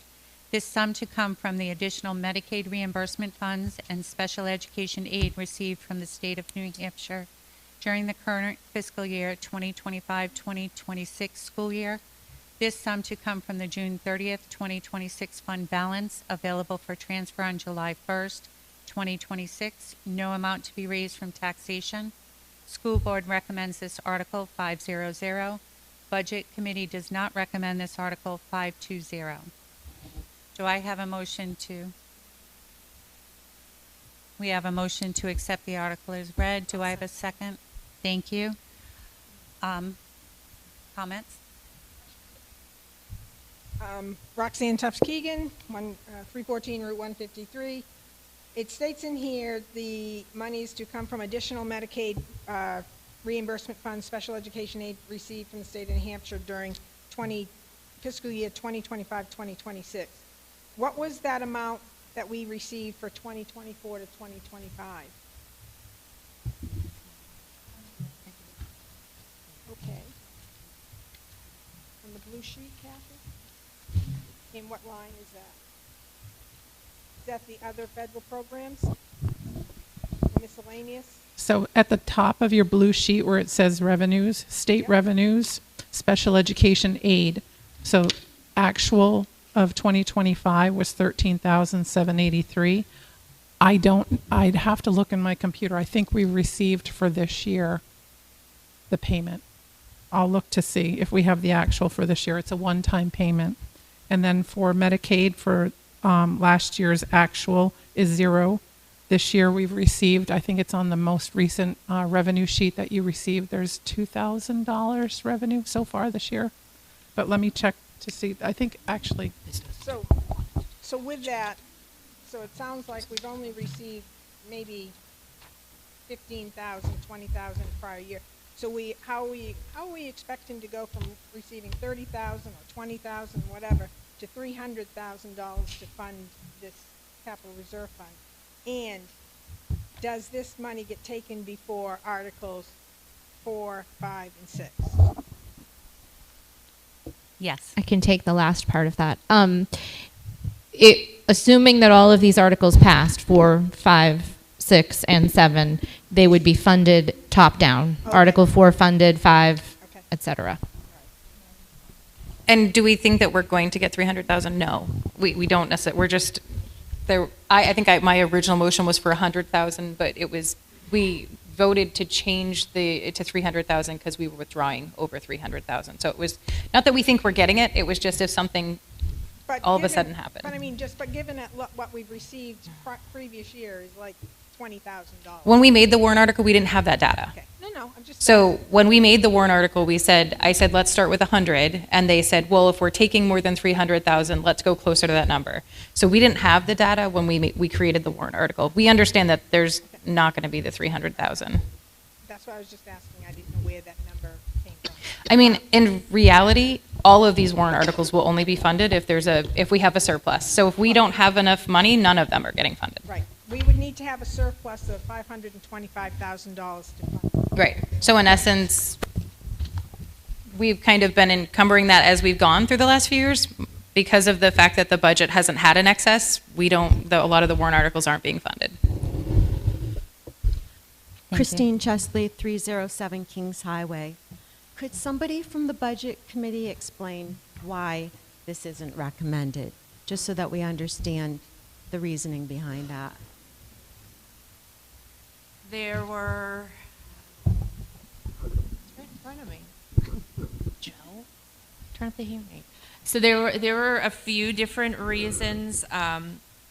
For me personally, I was very disappointed that money had to be taken out of the capital reserve fund for the special ed this year. They said it was unforeseen, and it had to do with 2 kids getting tuitioned out to different schools. Understanding how the special ed and IEP world work, nothing happens overnight. It is a very long process, and when you get your child tuitioned out to another school in another district, that is an even longer process. For example, my sister, who is in Massachusetts, and laws are a little bit different, and actually she's got a little bit more leverage being the parent versus the school. It took her almost 3 years to get my nephew into a district that could fit his needs. So to say, 2 months ago or whatever it was that they said, oh, these were unforeseen, I call BS on that, because they should have saw that. Had they done their due diligence and had they had the ability to project down the road and see realistically, this kid is not going to be able to be schooled here, we're going to eventually have to tuition him out, they should have better prepared for that move. I know districts, they will drag their feet because it is a very big cost to the taxpayer typically. But to say that was like, oh, we didn't know, especially when it happened mid-year, they knew, because it takes time to write up contracts. So my feeling is where they were really not proactive and responsible with the money that we have given them, to now start throwing more money at it, it's just going to keep costing us more versus addressing the behavior. My other concern is for the Medicaid reimbursement funds. If Medicaid is reimbursing for specific services, that money that is given back as a reimbursement shouldn't be going to anything but what it was being reimbursed for. So my question is if the way this warrant article is written, I would say that any Medicaid reimbursement funds would have to go right into here, but our attorney is saying that all of the other articles would be fulfilled. If Medicare reimbursement money is going into the bus, that's ultimately, I look at it as potential insurance fraud. So I actually... Are you going to amend? I do. I realized that when I read it, and I said, no, this is not what we intended to do. that's not what we... So I am making a motion to amend it so that it reads, to see if the Middleton School District will vote to raise and appropriate the sum of $300,000 to be transferred directly to the Special Education Trust Fund previously established. This sum to come from additional Medicaid reimbursement funds and special education aid received from the state of New Hampshire during the fiscal year 2025-26. Parenthesis, period, strike the last sentence. No amount to be raised from taxation. That would then make it so that the money goes directly into the trust fund, does not go into operating budget, does not fall under what you're talking about, priority of order. Right. So my other question and concern so if we're taking the Medicaid reimbursement funds that we're getting now, and we're saving it to put into this capital reserve fund, how is that affecting the current running budget? Because shouldn't those reimbursements be help offsetting our operating budget? That is correct. And the way that Mr. Gary, who spoke at the public meeting when the board decided to have the lawyer draft this warrant article, he stated, and I kind of stated to him too, that every year I have to provide an MS-24, which is an estimated revenue document, to the DRA. In that, I estimate what we expect to receive the following year for revenues. On your revenue sheet, Roxanne has it in front of her, I'm sure. I put it away. It's like 30, I think I put 30,000 for, can you read it?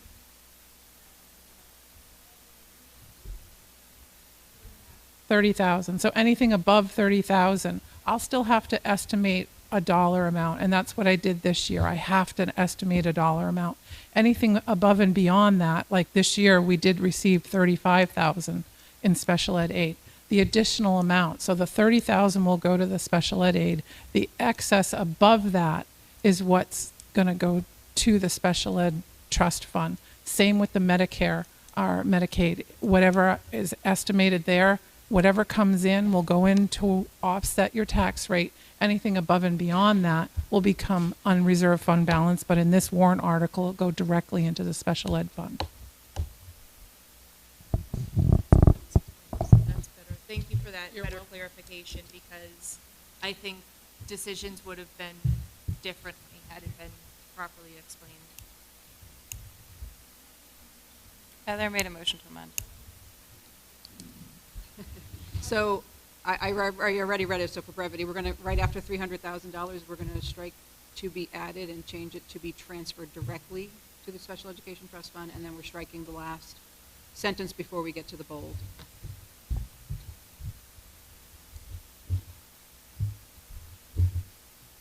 Did we have a second on that motion? I'll Joanne? second it. I think I would say I second. Okay. So we do have a second. I'm going to read the motion that was seconded.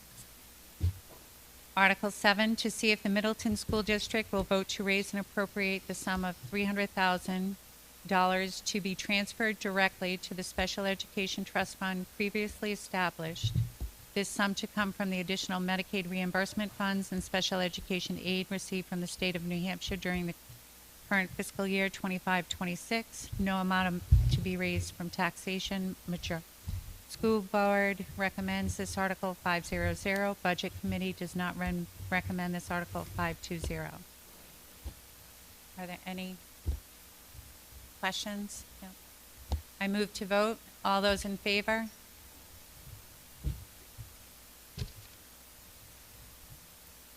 All those opposed? Motion is passed.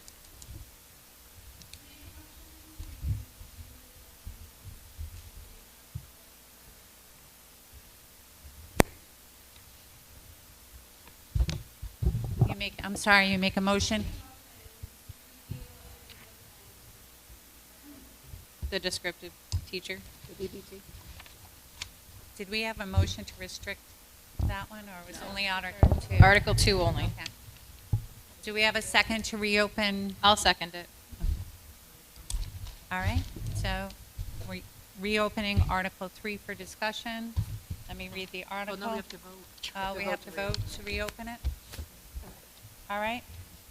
Can we have a vote to reopen discussion on Article 3? All those in favor?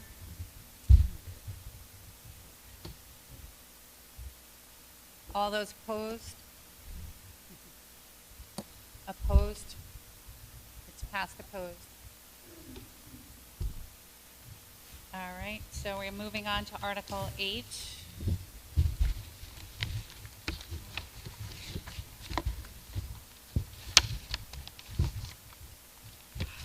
Okay, Article 8, to transact any other business that may legally come before said meeting.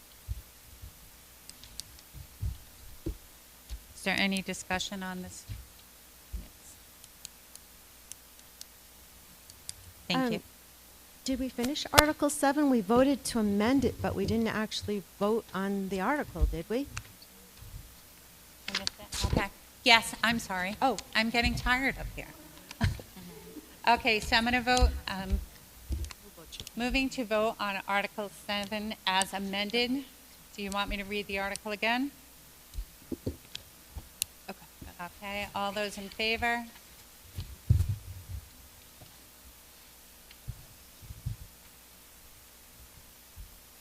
All those opposed? Article 7 has passed as amended. Thank you. All right, so again, moving on to Article 8, to transact any other business that may legally come before said meeting. Do I have a motion to accept the article as written? Do I have a second? I'll second it. Okay, is there any discussion on this article? Can I just say on behalf of the board that we want to thank Nicole for her service? Thank you.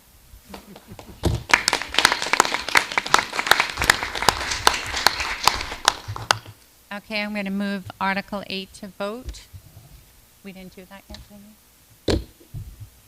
All right. So all those, I'll second. did we vote on 8? We didn't. We did, okay. All right, motion to adjourn. Seconded. Thank you all for your patience. Do I need to close this board meeting?